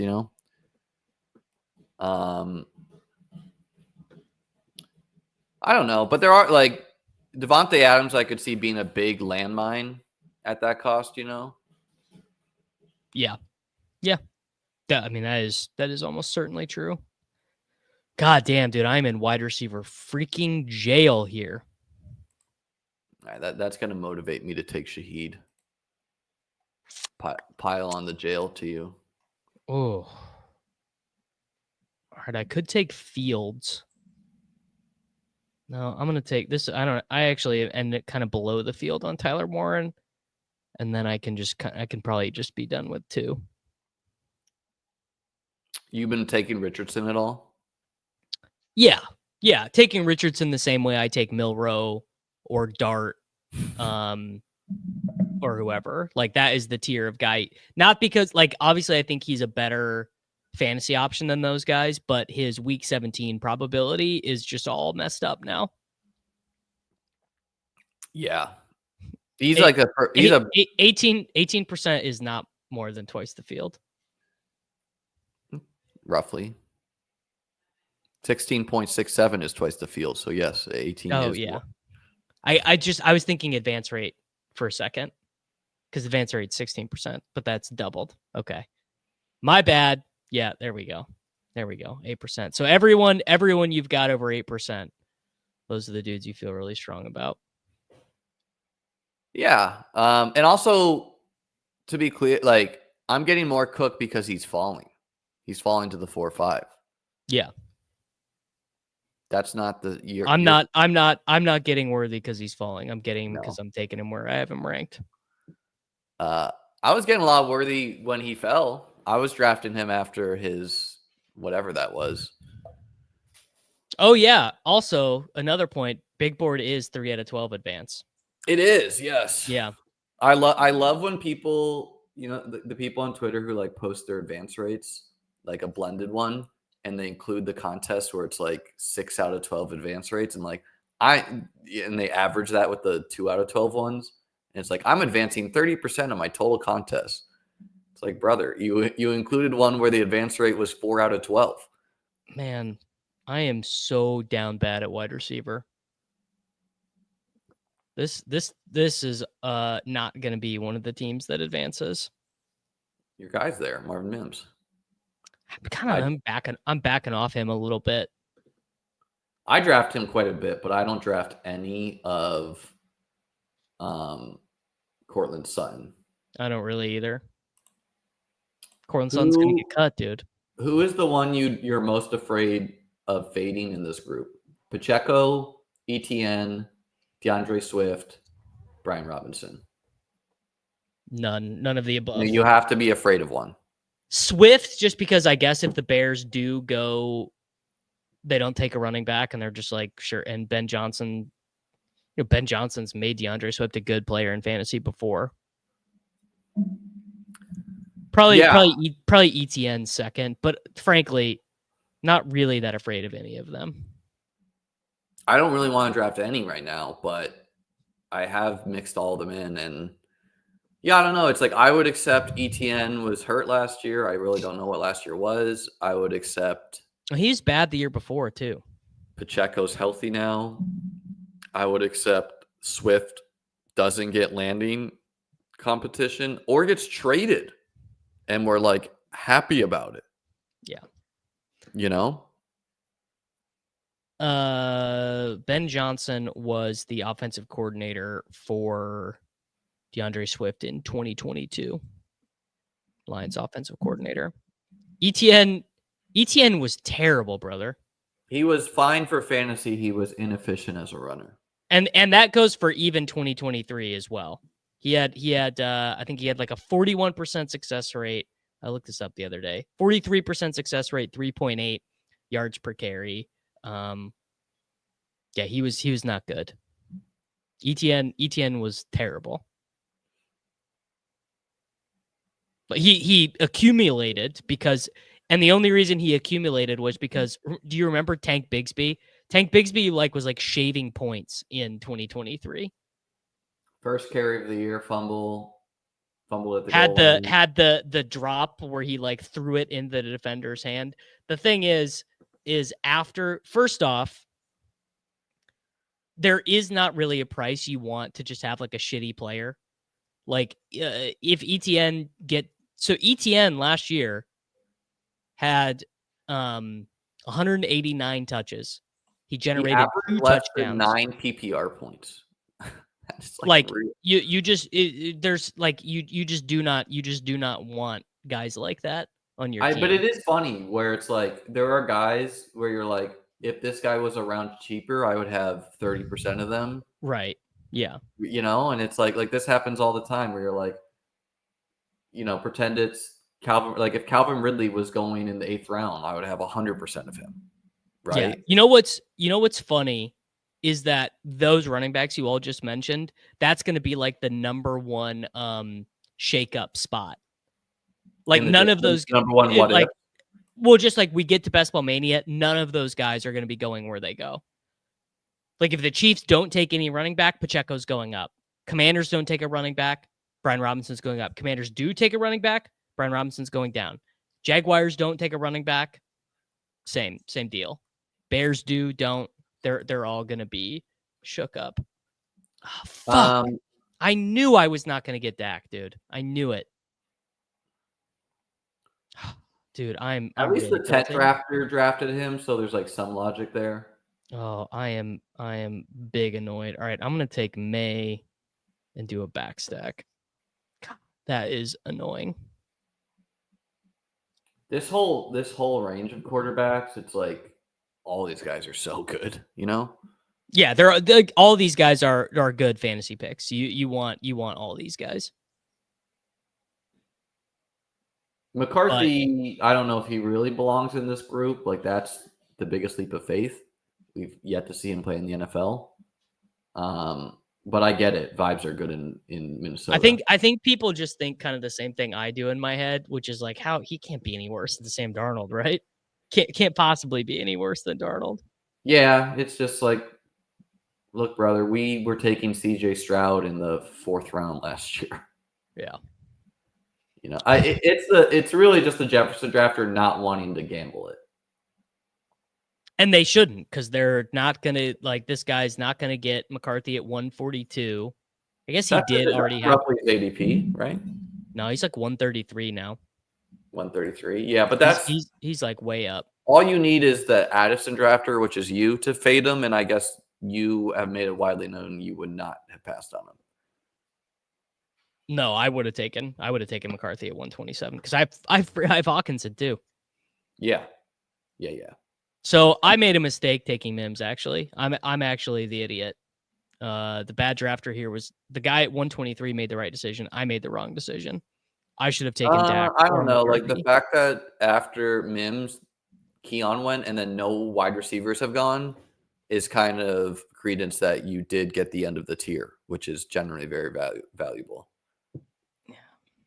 Just need Marvin Mims. I made a mistake taking Mims. I've never been a Mims guy, but I am this year. I have always been a Mims guy. All right, I'm not gonna let this happen to me again. I'm just gonna take Stafford now, who I don't even really like. Wow. But whatever. I'm just tired of taking he and Adams are both gonna be medically retired in week 17. No, Stafford's very logical to pull up, especially for Adams. I don't know. I feel a little uneasy hammering Adams just at his age, but I could see another good year. I mean, those guys are these elite wide receivers. They're good until they're not, until you pull the black marble. You can keep pulling marbles out of the jar, but then, you know, the year you pull the black marble, they're done. Someone said, why do I like Mims this year? Not too into Cortland Sutton. You know, kind of old. Think he ran hot in touchdowns. Think he can win downfield, which fits best ball scoring. Think Bo could take another step. Also, he gets involved in the gadget role. So, and then most importantly, he has a significant tier break where the next wide receivers are guys like Quentin Johnston, who I don't really want to be taking. I mean, he also probably is going to have an expanded role, but even if he doesn't have an expanded role, like if he still is playing 42% of the snaps or whatever, he can still theoretically pay off in a single week. Like he won't pay off the season-long price, but he can still have like a week 16 spike or whatever. Yeah, he can Zay Jones you any given week. Yes. I kind of view him as like in the same archetype as Rashid Shaheed, Hollywood Brown. Yeah, no, exactly. Jalen McMillan. Darnell Mooney is obviously a little bit better than that, but like that's the hope for these kind of guys, is having a Darnell Mooney type year. Yeah. A lot of people warming up to Jerome Ford. Yeah, people are saying it more and more. Jerome Ford, Corain's a big Jerome Ford guy. Someone came in my chat last year and said, that's funny because last year he's like, Jerome Ford is the worst pick ever. I don't know. He's just like, look, he could be the starter. He goes in the 13th. We know Tajay is not the starter. Pretty much. Yeah, I'm not interested at all really in Tajay Spears. I feel like Spears is only there just because the market thinks the Titans are less likely to take a running back because they have two guys they kind of like. I take Spears. Yeah, I mostly take the rookies there because I'm a dumb slappy. Okay. What's, Death taxes, J.K. Dobbins in the 13th. Could be a 0. We both just took an old dusty guy who's probably gonna get us 0. People are enthused about Adam Thielen, though. I'm not really, but I do take him in this spot where, like, my wide receivers suck. I want exposure to all those guys. Leggett, Thielen, Coker. I don't know who it is, but one of them is probably going to be a good value. I mean, then the issue with all of these guys' individual prices is they're all like kind of dusted off if they take McMillan. Because I don't think that Bryce Young is like that good, you know. I don't know if I buy the resurgence of Bryce Young in the second half of the season. I like low-key buy he could be a good fantasy quarterback. Yeah, I mean he's fun. Like what he was doing at the end of last season was like very fun football. Yeah, he was rushing into. He was like 2 a plus, rushing in touchdowns. We know more of a playmaker, honestly, than Tua. Yes, I think the Dolphins would trade Tua for Bryce Young. The Dolphins would trade Tua for Bryce Young. Wasn't that the rumor last year? That was like on the table. So I would disagree with that. I mean, maybe they would straight up swap them like if the money was the same, but Bryce is not a point and click quarterback. He kind of like needs to like get out of the pocket and like make stuff happen. That is like where he has succeeded. So I don't know if he fits that system as much. I mean, I could see both of them not starting quarterbacks in a year or two, but low-key think Tua is a little bit less likely. Yeah. Yeah. I mean, Tua is a bad knock away from no longer playing professional football. There are a lot of ways things go south for that team. Also, I mean, they could also, you know, what's so funny about the Dolphins is like, we've already seen proof of concept for the Dolphins. It is not that hard to imagine them also just like fixing their issues. Tyreek's healthy, you know, and they run back their 2023 season where they are second in the NFL in points, first in the NFL in yards, fifth in point differential. Like the roster is not that different. The O-line is really bad. They went all in on a bunch of veteran players. They are not far from being viewed as the Saints roster in my mind, where it's just like they have very few players to build around. You get lucky on 2 linemen. You get a starter in the 3rd round and a free agent who works out. Like I'm not a fucking scientist of offensive line play. I'm not going to pretend. I know they sucked last year, but I'm not going to go in and say they suck this year. Like I draft a lot of Dolphins in fantasy, but the vibes are very bad. Like, well, yeah. I mean, the vibes were bad in 2023. They gave up in a playoff game. They literally quit at halftime of a playoff game. Too cold. Yeah. Like I'm not saying holistically as a team to win a Super Bowl, the vibes are good, but for fantasy, it is not at all hard for me to imagine them being closer to what they were in 2023 than they were in 2024. And you could argue that the 2023 version was maybe even hamstrung because their starting tight end was what was that guy's name? They had a lot of guys. Durham Smythe, and now they have like a real bona fide, legit receiving tight end. Yes, I think Jonnu is like one of the safest bets in Miami. I think Achan's relatively safe. I really like the price on Waddle. I think the upside on Tyreek is still pretty good. Like you have to kind of close your eyes and do it in the 3rd. 100%. Yeah, 100%. God damn, dude. I mean, I am just. No one has ever been more in wide receiver jail than me right now. Team stinks. Sometimes they don't fall your way, man. Sometimes it just don't work out. I would have felt better if I took Garendo over Dobbins. All right. So I have Drake May, Matt Stafford, Derrick Henry, Chase Brown, Travion Henderson, DJ Giddens, CeeDee Lamb, Devontae Adams, Jordan Addison, Luther Burden, Marvin Mims, Adam Thielen, Alec Iomanner, TJ Hawkinson, and Tyler Warren. Liam, what did you do in this draft? Mayfield and Love, Bucky Irving, Caleb Johnson, who I'm still into, J.K. Dobbins, Rico Dowdle. So rough running back room. Neighbors, Marvin Harrison, Rashee Rice, Chris Godwin, Jaden Reed, Rashid Shaheed, Jalen Noel. Good wide receiver room, but the question of Rice and Godwin, what are they to start the year? Kincaid and Likely. Bets on the Chiefs, bets on the Packers, bets on the Bucks, bets on the Bills, bets on the Ravens. Seems good, but need to hit some solid picks at running back. Probably wide receiver too. Something I like about these running back rooms, the way you built yours, is like I'm totally fine taking 7 running backs. Yeah. It's like they're still 20th round running backs. I'm like, oh, sure, Taj Brooks, whatever. Yeah, maybe he ends up being a 4th round pick to the right team.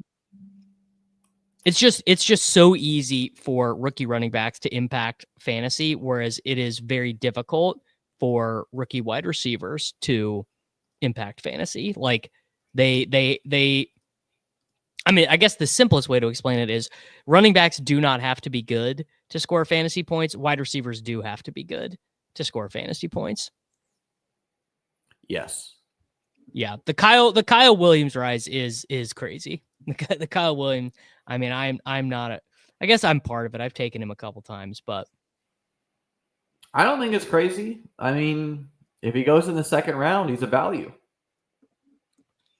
Yeah, shit. I mean, I guess. Like, who on the board are you like, how dare you pass on Alec Pierce for, you know what I mean? Like, how dare you pass on Demario Douglas? How dare you pass on? He's just a very weird prospect, but you're right. Yeah. Wow. Braylon Allen over Jalen Wright? Yeah. Yeah, I have Braylon Allen ranked over Jalen Wright.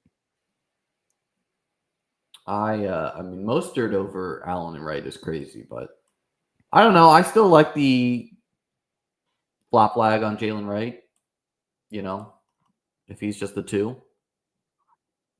I mean, it is very funny that like Jalen Wright could end up going where like Trey Benson goes, in Best Ball Mania, because the Dolphins might just not take a running back, and then all of a sudden he's a handcuff with Mostert gone.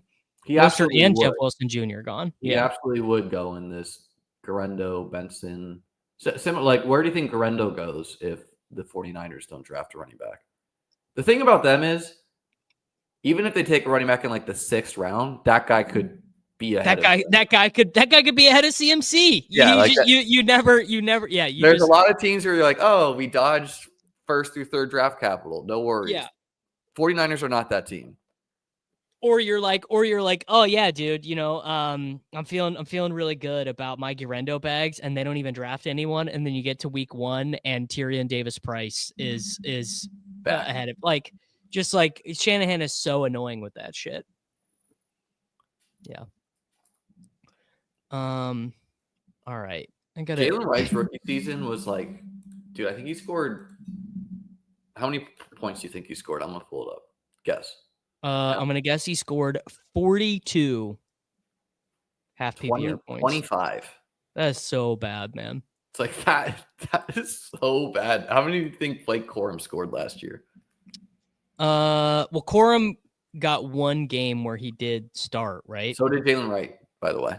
Yeah. I'm going to guess he scored 34. 30. How about Trey Benson? Oh, 19. Yeah, he barely played. 44. Oh. Like, he scored a long touchdown, didn't he? And some short ones. How about who else? Ray Davis. He way outscored these guys, by the way. Yeah, he had a smash game. I'm going to say he scored 82. 107. Yeah. Pretty good. Braylon. 105. 76. Wow. Yeah, I he really tailed off once they started playing Isaiah Davis. Yeah. How about Isaiah Davis? He didn't score. I think he only scored twice. 61. 41, outscoring Corum and Jalen Wright.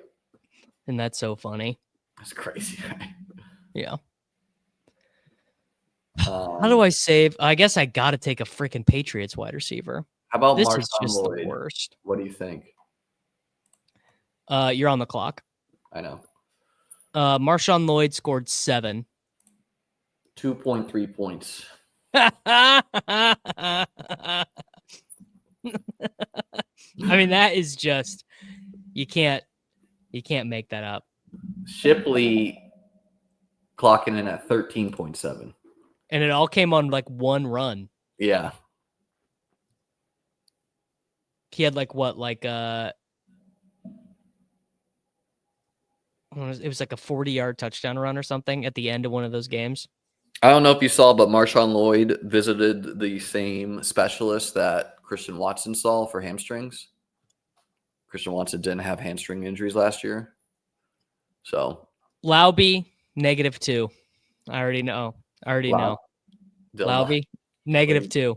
What, you get a fumble and get benched? Yep. -2. How about Khalil Herbert? Oh God. 11. 26.5. Audric Estime. He scored 37. 46. Cam Akers. Oh, well, fuck. I know this one because I bet Peter on Akers. He must have scored like 55. 86. Yep. Kenneth Gainwell. Oh, another Inglo. 42. 55. Jaleel McLaughlin. 105.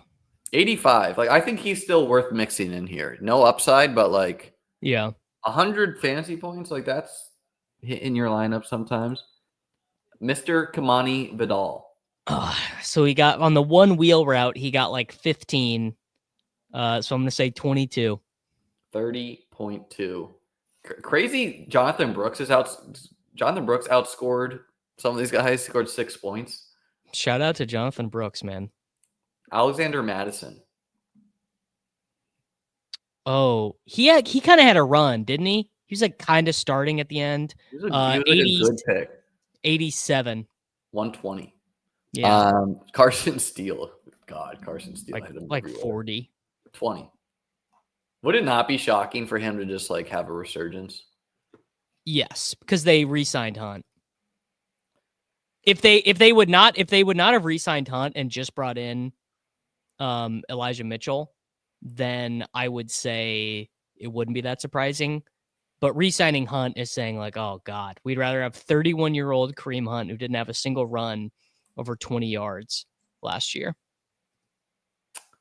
Yeah, I mean Hunt could just be cut, man. I don't know. Oh, I think Hunt probably will be cut. I think Hunt is Pacheco health insurance. How about Sean Tucker? Sean Tucker he scored a couple times too. 57. 64 fantasy points. Yeah. Nick Chubb.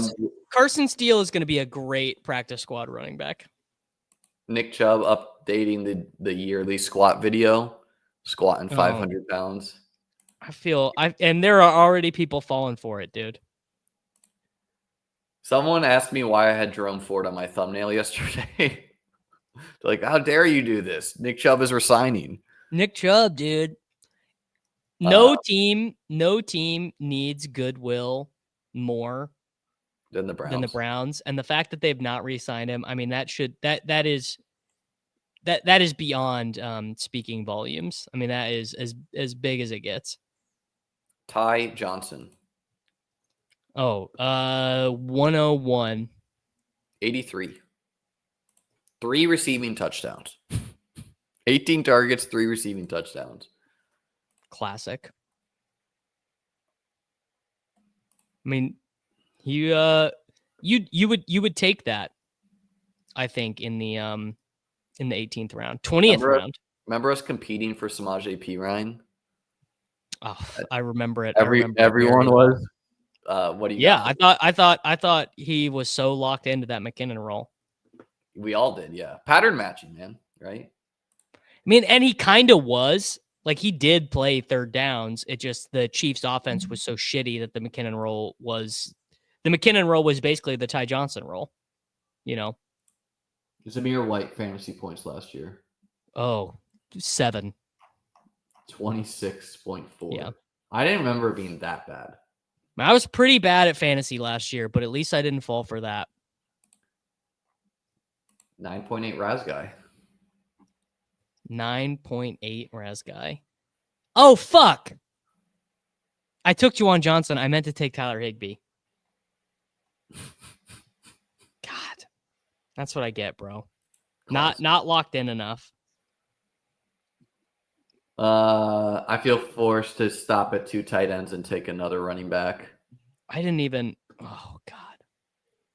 All right, let's play this game. What would you check the private chat? I'm assuming you're saying jump in. Go, go, go, go, go. I'm in. 3 more. 2 more. Yeah. Okay, we're good. Let's play this game. I'm gonna name some running backs. I want you to set the over under fantasy point line, median projection. Actually, no, let's just do this. You're gonna guess how many fantasy points they score this year. In 2025? In this year, yeah. Caleb Johnson. 142. That's pretty good. Travion Henderson. 185. That's really good. Omarion Hampton. If Omarion Hampton does not get 200, a lot of people are going to be really upset, but I'm going to say 172. A little disappointing there. Judkins. 148. Decent. Jeanty. 305. Nice. Tootin. 194. 194. So this guy's Achan. Scatabo. 87 points. That's Braylon Allen. Dylan Sampson. 110. Your guy Devin Neal. 136. Brashard Smith. 92. I've been taking him after the Senior Bowl, high 40.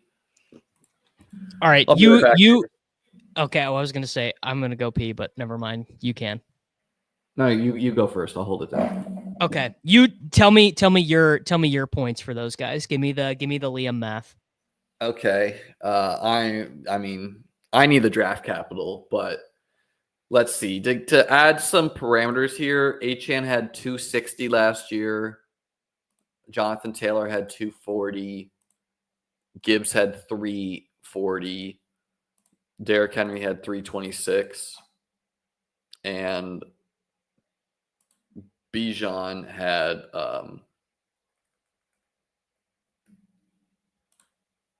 311.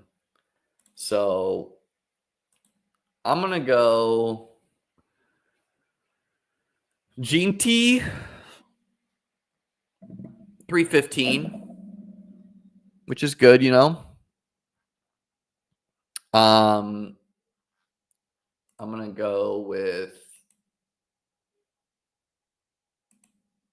315 with You just had to go over the top of me on Jeanty, huh? 315 is not that good, man.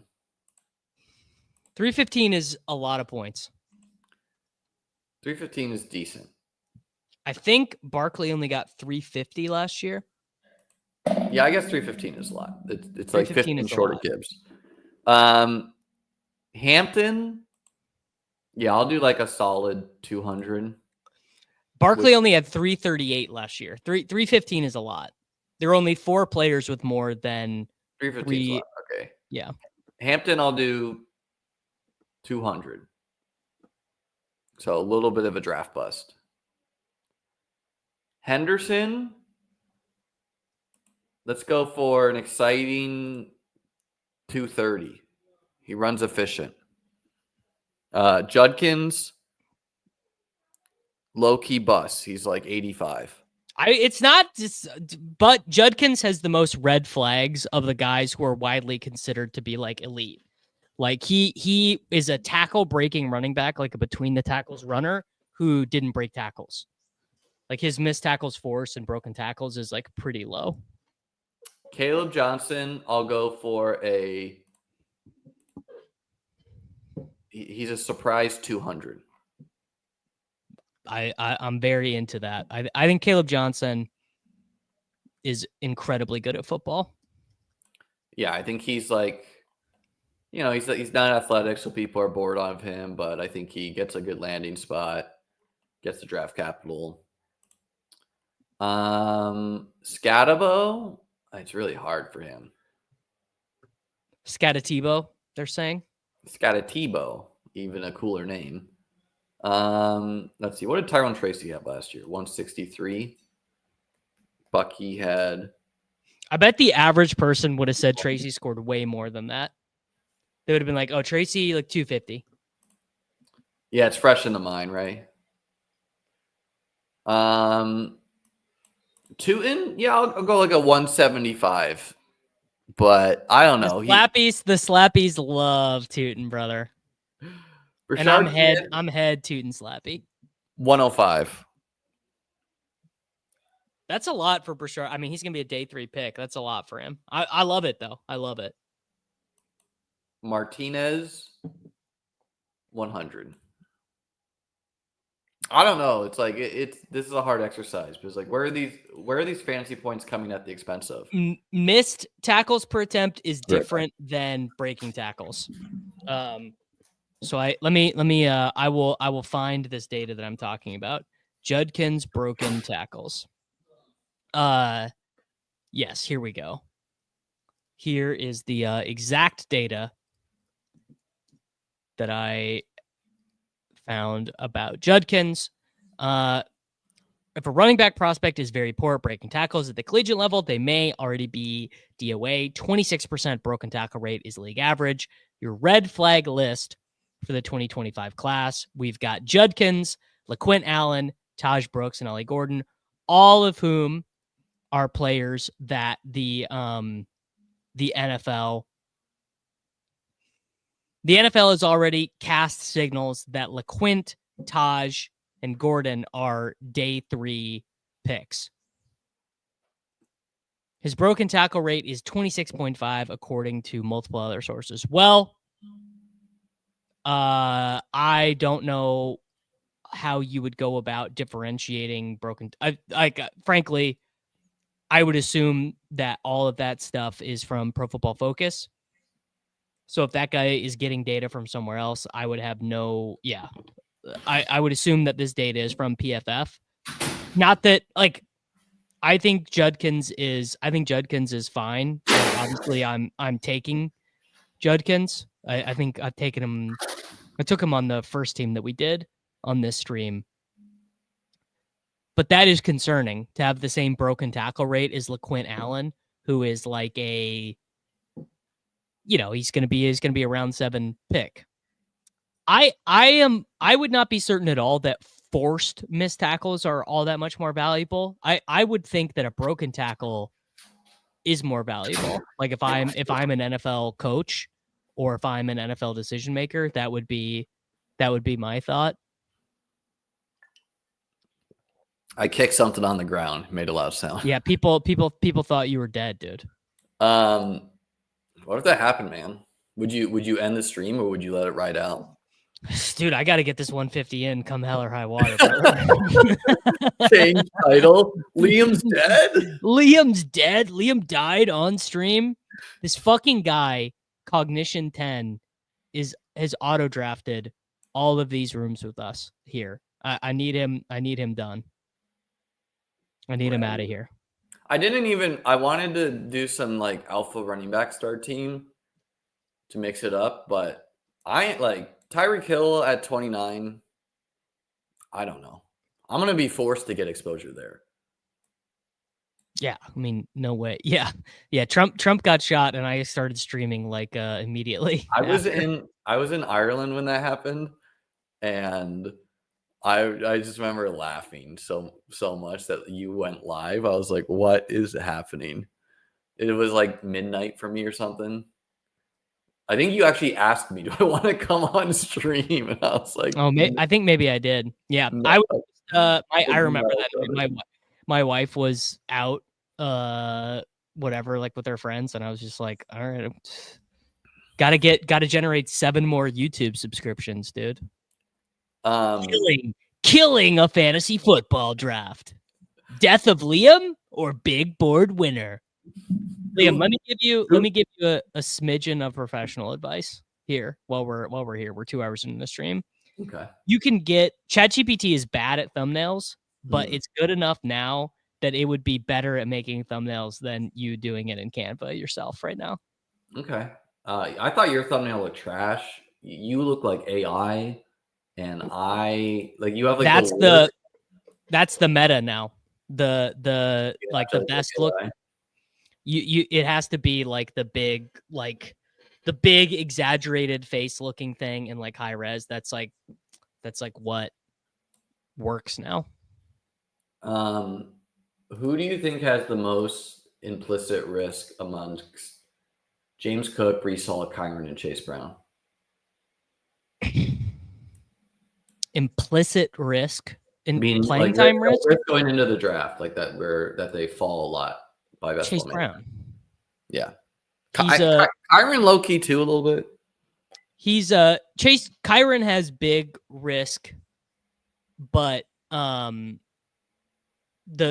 biggest risk, like Chase Brown, even a 3rd round running back is not great for Chase Brown. Chase Brown is a 5th round pick who didn't play at all as a rookie outside of the 150-yard touchdown. Who like just is what it is. We saw sneaky Joe Mixon slot in ahead of Cook and Brown. Not for me, but I get it. Yeah. I mean, I don't think Breece has any risk in the NFL draft. Breece's risk is just like Jets failure. Just like Fields sucks. Fields doesn't throw to the running back at all. Like, just Jets stink. But I think Breece is like a good player, obviously. It would be great if Breece is traded to Chicago, something like that. That'd be really good for him. I don't think it's likely, but it would be nice. Yeah, I don't think that's happening. This is revisionist history. Chase Brown was having like a fine season for his cost before Zach Moss got hurt. He was like perfectly cromulent. He wasn't smashing, but he was also taking over the backfield before Moss got hurt anyway, because Zach Moss stinks. Zach Moss, they both would have had good seasons if Moss didn't get hurt. Zach Moss, who, by the way, is still technically on the Bengals roster in inconvenient truth style, still technically on the Bengals he's roster. He's an okay guy to mix in the 20th. A neck injury for a running back, a season-ending IR neck injury for running back. I'm not feeling that optimistic. How many times have you taken Chuba? I'm not taking him a lot, but I'm going the 4 RB team here. Bijan, JT, Cook, Chuba. I'm a little worried about your wide receivers. Tyreek Hill, man. I'm a little worried about your wide receivers. I mean, look, whatever, dude. Any strategy can work. Just got to draft the right players. It is really funny that Herzig won Best Ball Mania 1 with a hyper fragile strategy, meaning 4 running backs early, and then everyone did it the next year. It was like literally 70% of the contest was built that way. So just building 0, like I won BBM2 the next year with a hero running back, and then like my 3rd running back was in round 10, and then I took too late. One of them who was Rashad Penny, who was the guy you needed. And just having any build that wasn't hyper fragile was like unique because like Herzig was like the only guy in content. Everyone was like, "Oh, okay, that's what it takes to win. You just draft 4 running backs, you know." And what did we see last year?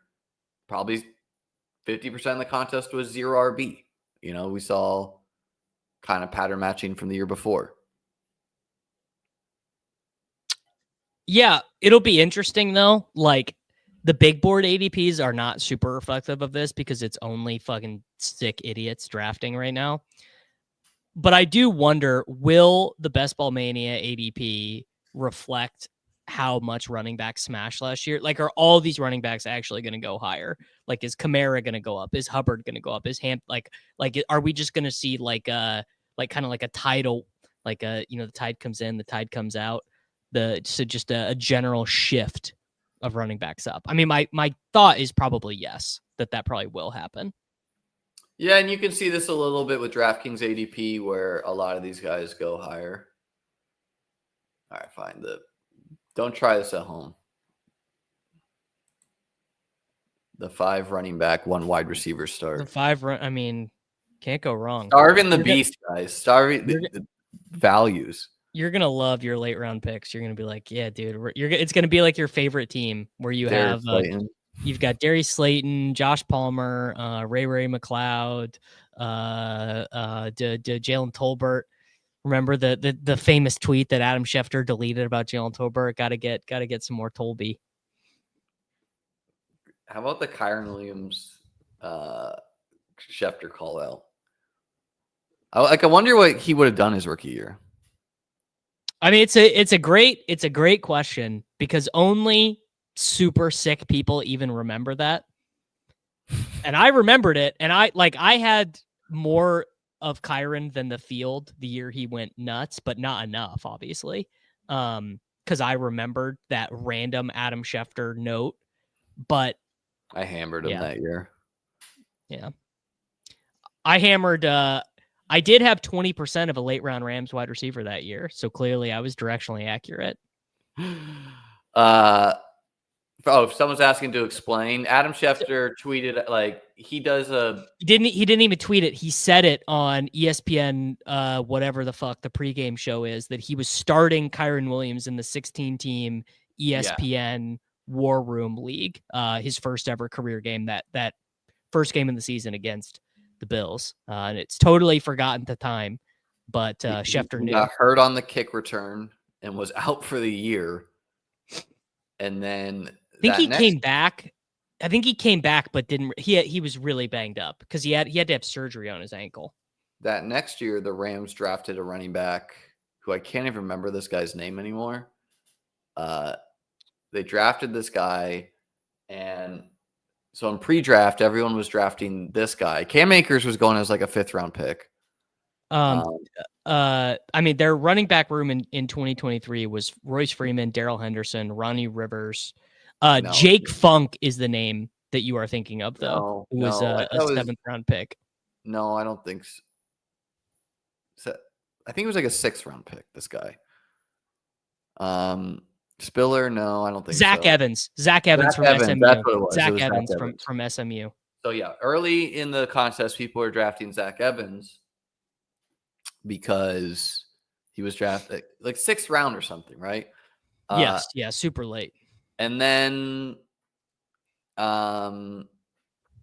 people switched to Kyren. Like, I switched to Kyren pretty early, and so I was able to get like 2x the field, 25% or something. I don't know. Because I just thought he had like a standalone role. I thought he could be like a Theo Riddick guy. Like he was catching passes. But then him and Puka got rested. And that was a big like. Well, you know who else got rested? Tutu Atwell. Who, I mean, honestly, like I've started Tutu Atwell at times in main event leagues. Like the thing with Tutu that was so fucking annoying was that he was totally fine. He would have been a win in 2023. Like he was clearly an 18th round win. But guess who he was not as much of a win as? His 2 goddamn league winning teammates. It's one of the most annoying things. Tank Dell was there. And Tank Dell. I just Truly an absurd year of fantasy. Let me run back that season of fantasy a million times over what happened last year, though. 33% of the wide receivers in the top 100 picks on season-ending IR. We have never, and there will never be another season like that for wide receivers ever again. I had so many guys who did well week 17 that year and didn't reach the finals, and I got 2 teams to the finals last year and didn't have like the Saquons of the world. What a funny game we play. It's a stupid game. Should be selling insurance right now. I'd probably be more fulfilled. Just waking up every day, have my cup of coffee, get to the office by 8 for the all hands meeting. You know, you chat with your boss. He tells you you're doing a good job. You do a claims adjust for someone who got a dent in their car. What if you had become the Jake from State Farm guy? I think that's out of my skill set range. I don't even know. Did State Farm do auto insurance, or is it just home?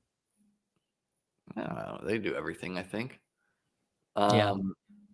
What do you do with Josh Downs, man? He's like the lone guy who has an ADP in round 8 as wideout. I get tired of taking him every time.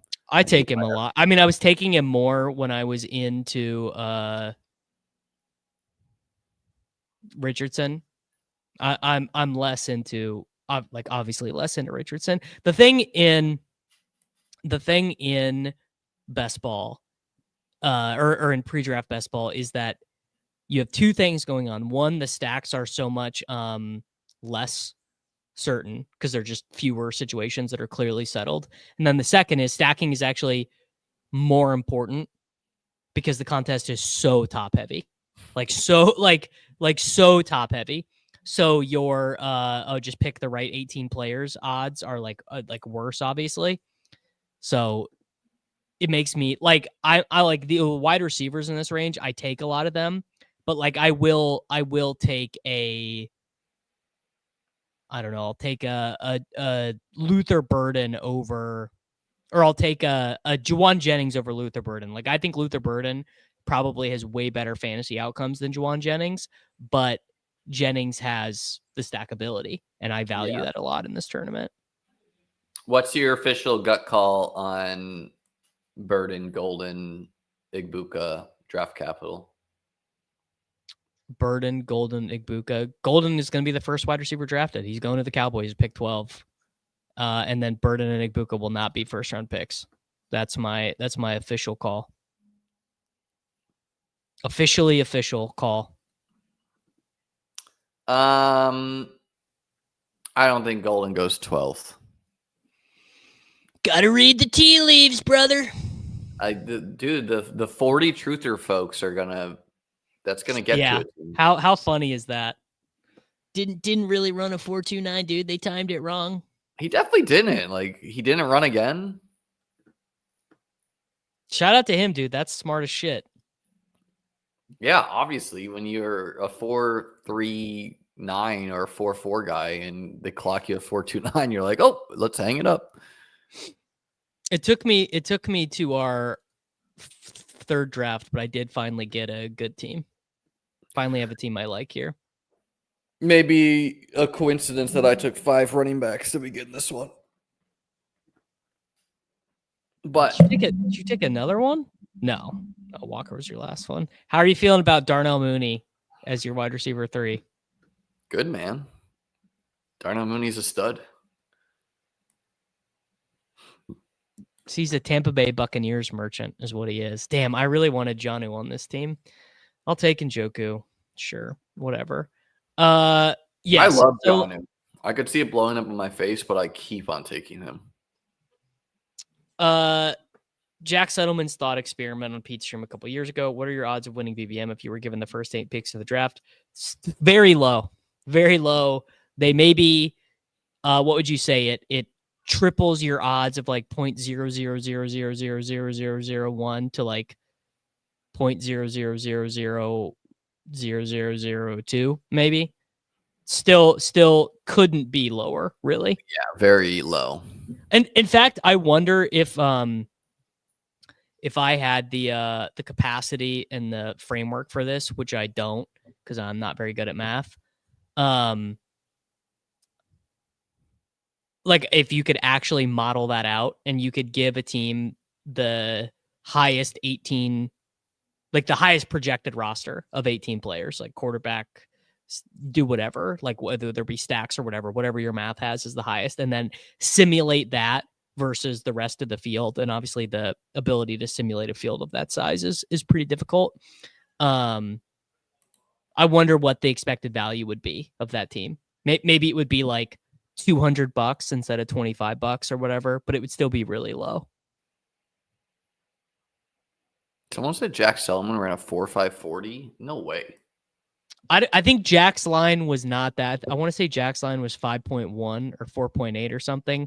But yeah, they did. So Nick Ercolano and Jack's company, they did a combine, the BDGE combine, and a bunch of the guys beat their numbers. That would be fun, man. We should do a combine with our side of the internet with like. I have no interest in that. I'm not fast. I know, but people would love betting on you. Like it, shorting the under of like a 5.40, a 6.40, whatever. I used to be fast. I don't think I'm fast anymore, but I don't really know. I'm not sprinted a lot as of late. Yeah. I am not. I'm not a sprinter, not a runner. I could do like if it was like lifting. I bet I could lift more than 91% of people who have ever entered Best Ball Mania, probably. What, like bench press, squat, what? Yeah, just bench press plus squat plus deadlift combined. What's your numbers here? Are you in the 1,000 club? No, I'm really I'm like probably like 20 pounds off of like my maxes, and I have not done like 1 rep max on any of that stuff other than bench press in a while because I'm cutting right now. Like I'm in a caloric deficit, so I'm not at my like peak strength. I could like if it was like you get $10,000 if you can do this today type thing. I could probably do it, but I have not done it. I mean, you could if you haven't been doing 1 rep maxes, you could definitely do it if you're 20 pounds off.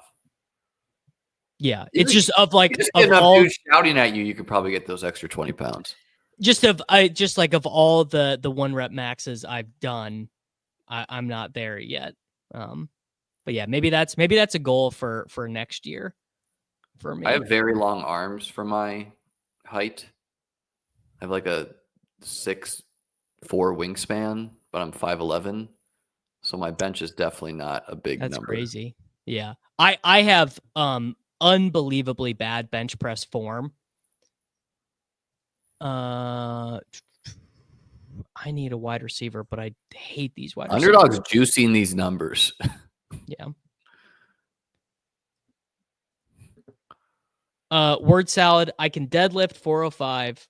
I can bench press 225. These are my maxes that I've done, and I can squat 355. So whatever that is combined. How much can you do on the leg press machine? Oh, I mean, you could put 45s on there until there's no space. Leg press is really easy. Yeah. Okay, I don't have a rookie wide receiver yet, so I can do Trey Harris.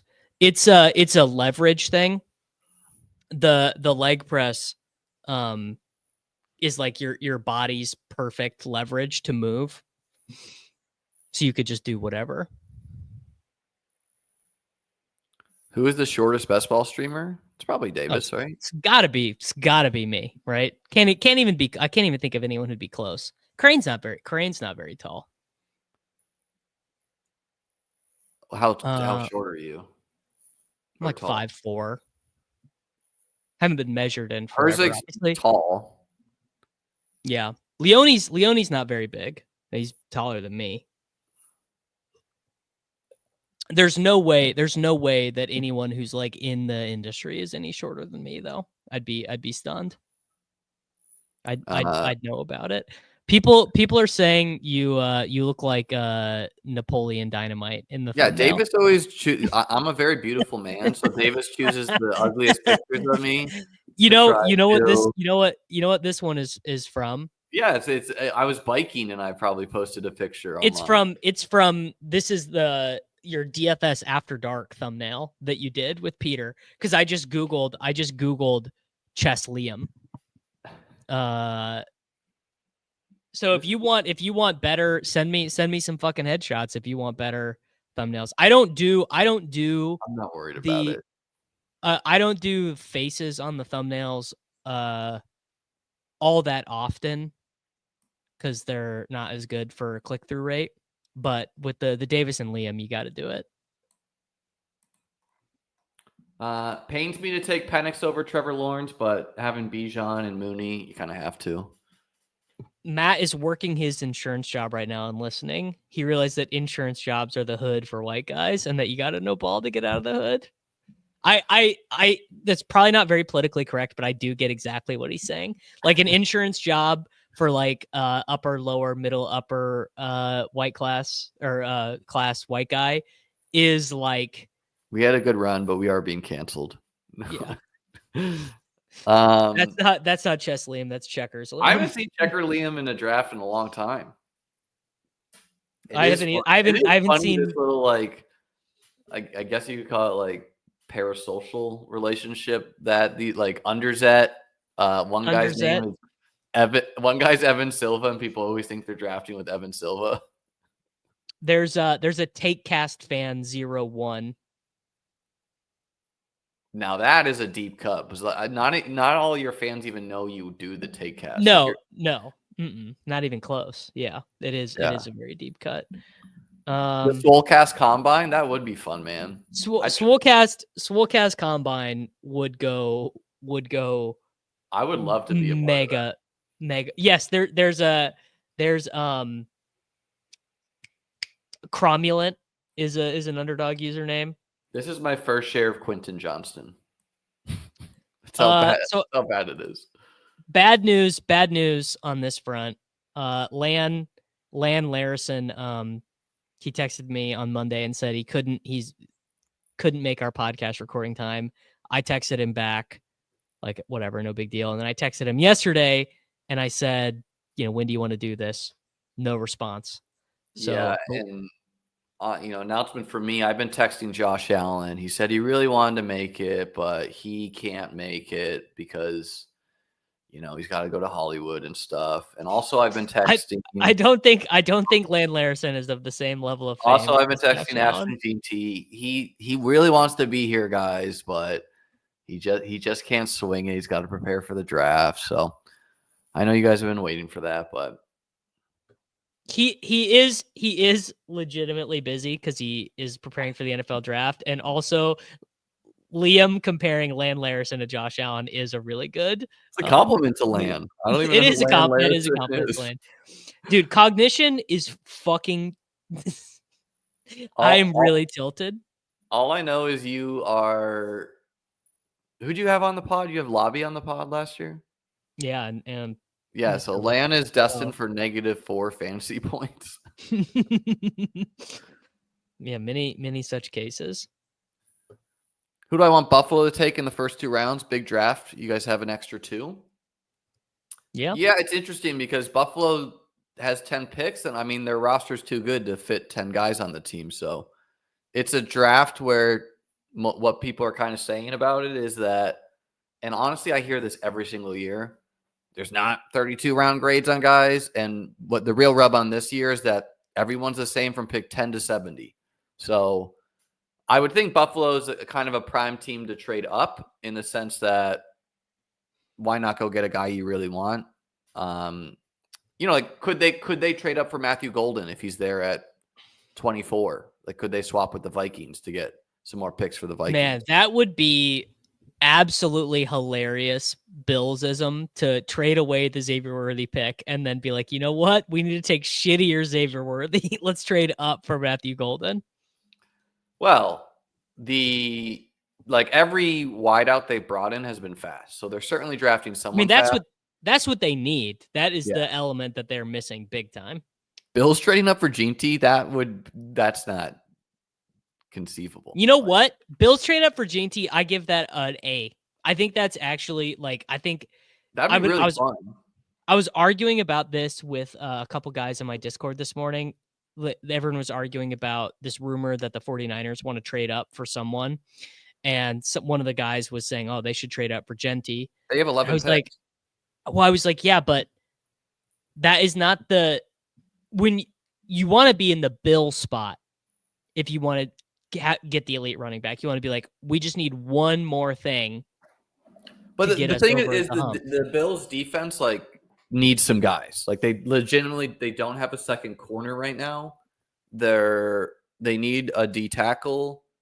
And you would think that they probably want to upgrade at safety as well. So like I think the chalk first 3 rounds for Buffalo is 3 defensive players, which is not fun for fantasy football, but that should be what they're doing though. Yeah, that should be what they're doing.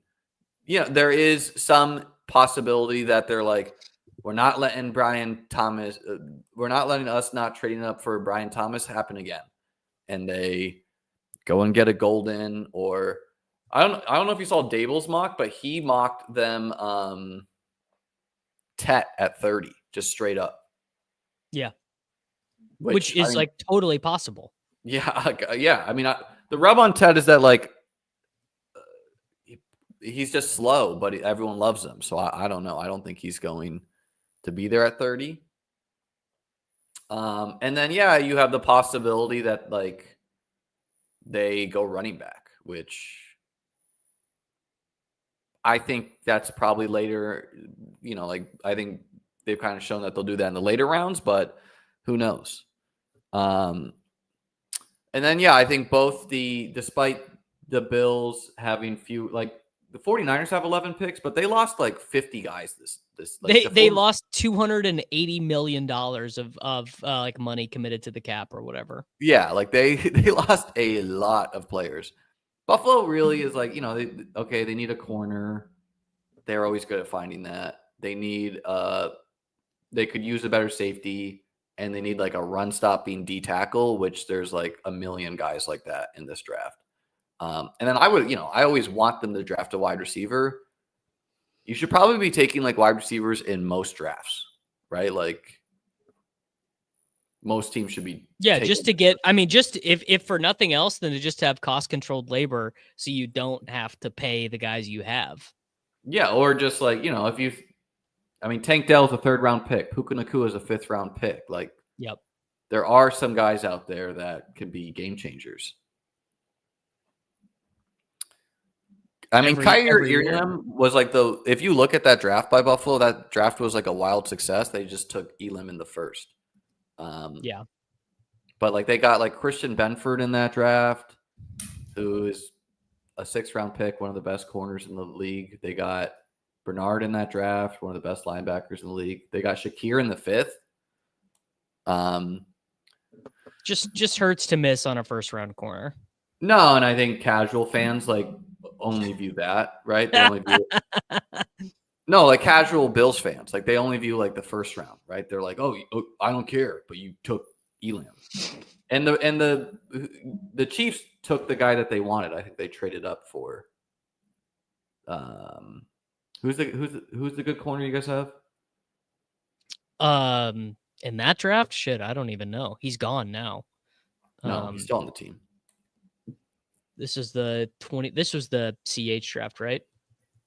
No, not the CH draft. What year?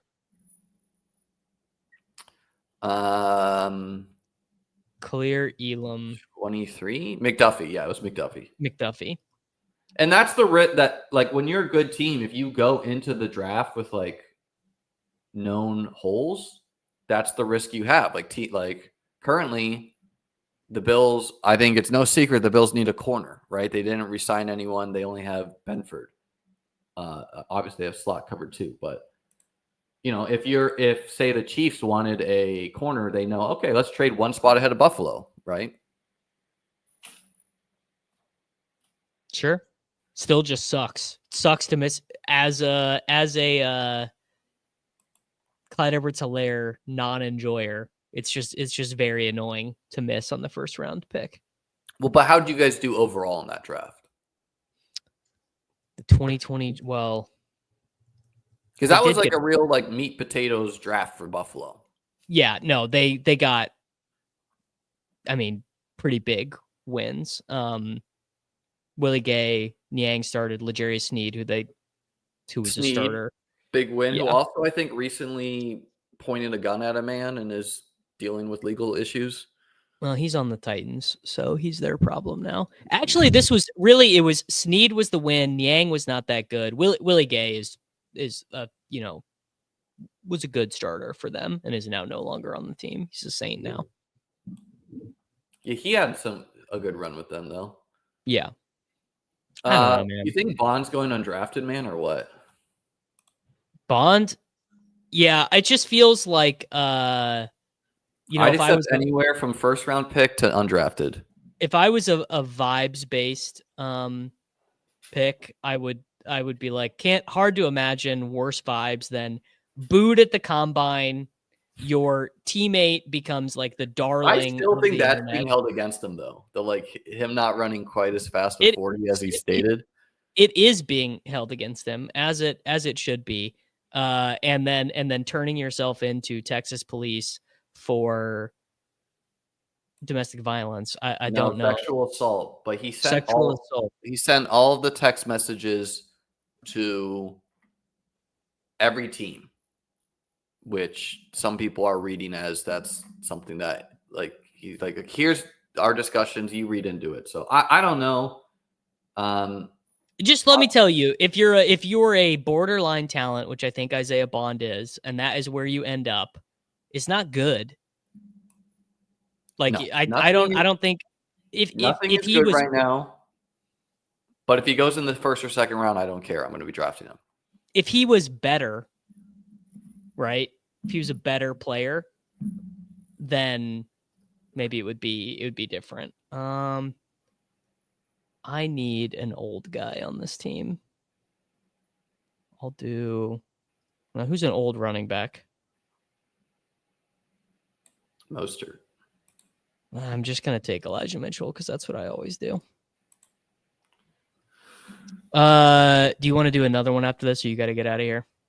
I think I'll call it after this one. All right. Damn, did Milroe go? Shit. All right, I guess I'm locked out. Milroe pick 190. The people are getting hungry. They're getting hungry for Milroe. I feel forced to stop at 2 quarterbacks. What do you think? Like, do you like Penix's chances to be viewed as a good quarterback at the end of the season, or no? He doesn't run, so I don't know how high he can be viewed. You know what I mean? Like for fantasy. Like, do you like him being viewed in the same vein as like a Jordan Love, a CJ Stroud? Yeah, I would say no. I would err on the side of no. I think his ceiling is like kind of how we talk about like Goff, maybe. Well, that would be very nice, but yeah, it'd be a huge win. Yeah, don't get me wrong. I don't know. I take him when I have stacks, but it is a little uneasy. Yeah.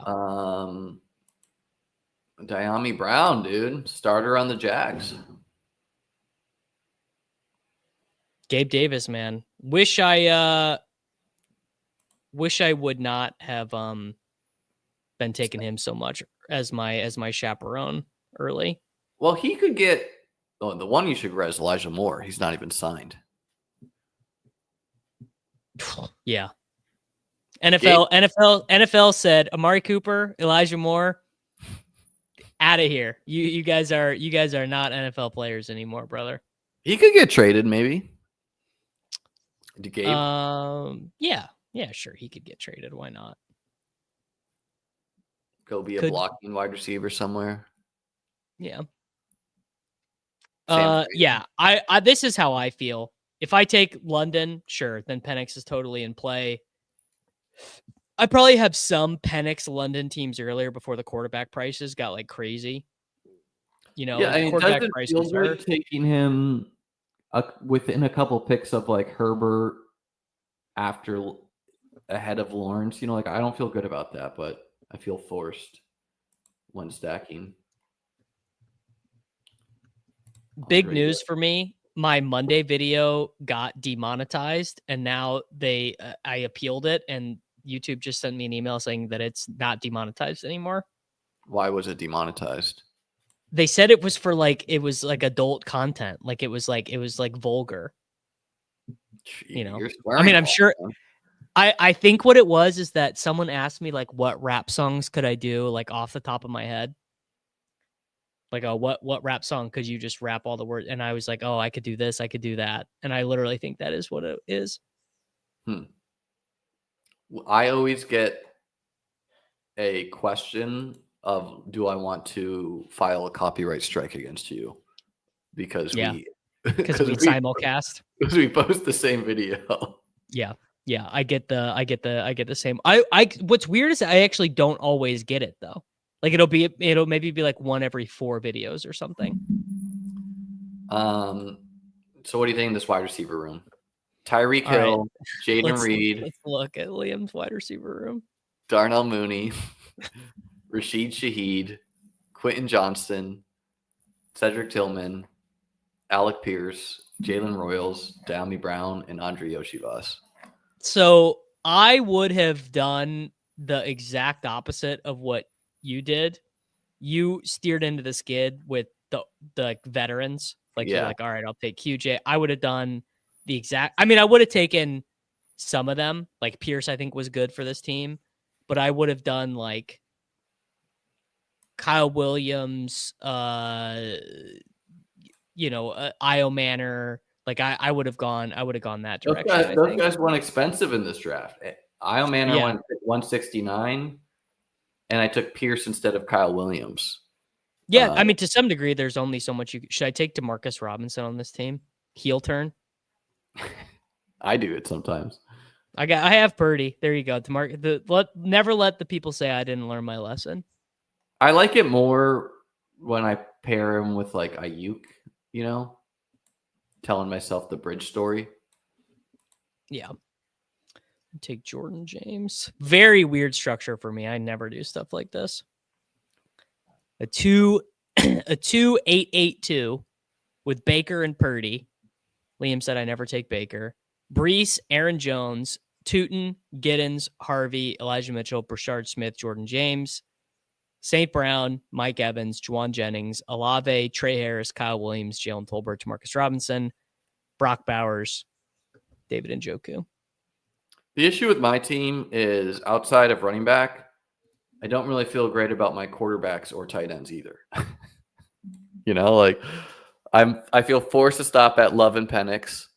Like, is Derek Carr draftable? I don't think he is. I removed him from my rankings because either it just feels like, what is the scenario where he's starting in week 17?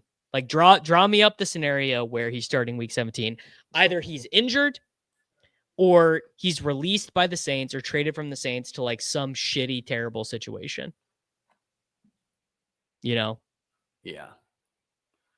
Well, not my favorite, but I built some team like this last year, and like it was like the chat's most hated team, and of course it like made the playoffs. I don't know. If Tyreek Hill and Jaden Reed are good fantasy assets, and Alec Pierce wins the war against what's his face? Mitchell. Mitchell. Which how do you see that going? I mean, AD Mitchell. A question we're solving, the wide receiver 3 of the Colts. No, I mean, it's worth solving because Mitchell is actually really good. Like, he was very good. Mitchell was 9th in the NFL, I believe, in targets per route run, and top 5 in like the fantasy points data suite, like open rate and win rate and stuff. Like, he's a really good player. He just is like seems like an asshole, and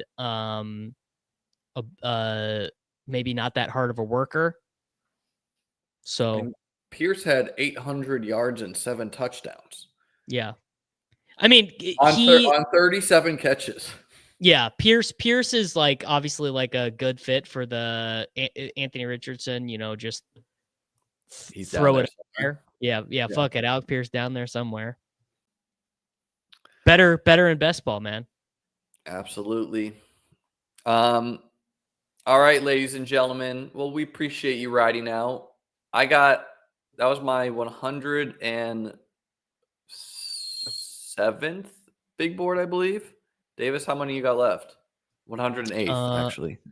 Let's see. I have 8 left, so I will probably do 4 or 5 tomorrow, and then 3 or 4 on Friday morning. And yeah, we'll be done, man. The road to $250,000 probably doesn't run through the Davis Maddock YouTube channel, but you never know. Maybe it does. You never know. I will not be doing this next year. I can promise you that I will not be doing all 150 of my drafts streamed. What are you doing for Best Ball Mania? Are you doing 150 streamed? Sure, but I mean that's just like, I'll stream here and there, but I don't know.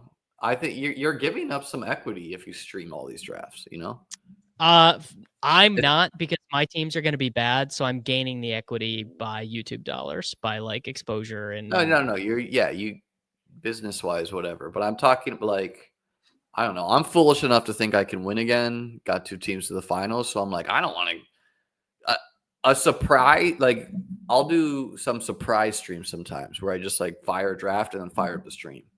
Versus like, I don't want always the people in the chat to be in with me. I want to just catch an organic draft sometimes. Yeah, I mean, I like having people in the chat in the draft, so it'll fucking go quicker. Fair. Because we did one that was we did a 20 round big board in 23 minutes, and then we did one yesterday that was 28 minutes. I came up with an idea for a contest called the Auto Draft Puppy. Maybe you have like 5 seconds between picks, but you can put players in your queue to steer it, but everyone's on auto draft starting pick 1.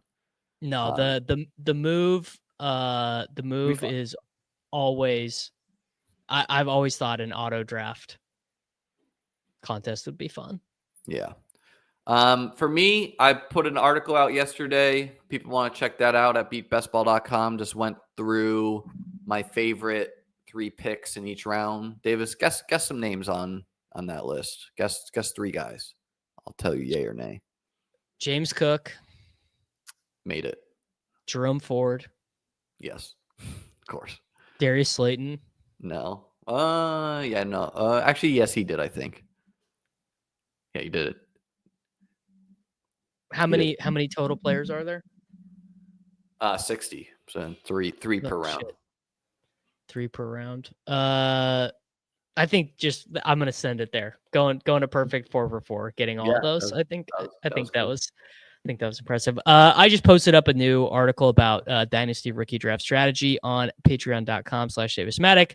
Please like the video on this channel. Please like the video on the Chess Liam YouTube channel. That is not Napoleon Dynamite on the thumbnail. That is one Mr. Chess Liam. And I guess we're gonna have to do a main event together this year, Davis. Yes, yeah, we'll do a main event. Maybe we'll loop Kyle in again. We'll figure out what we're gonna do for next Wednesday, because there's probably not gonna be any contest open next Wednesday.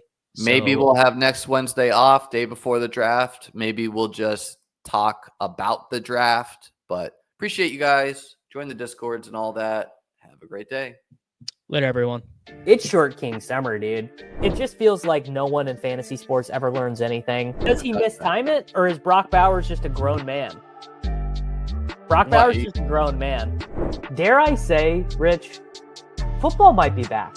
In the words of Lane Johnson, this offense looks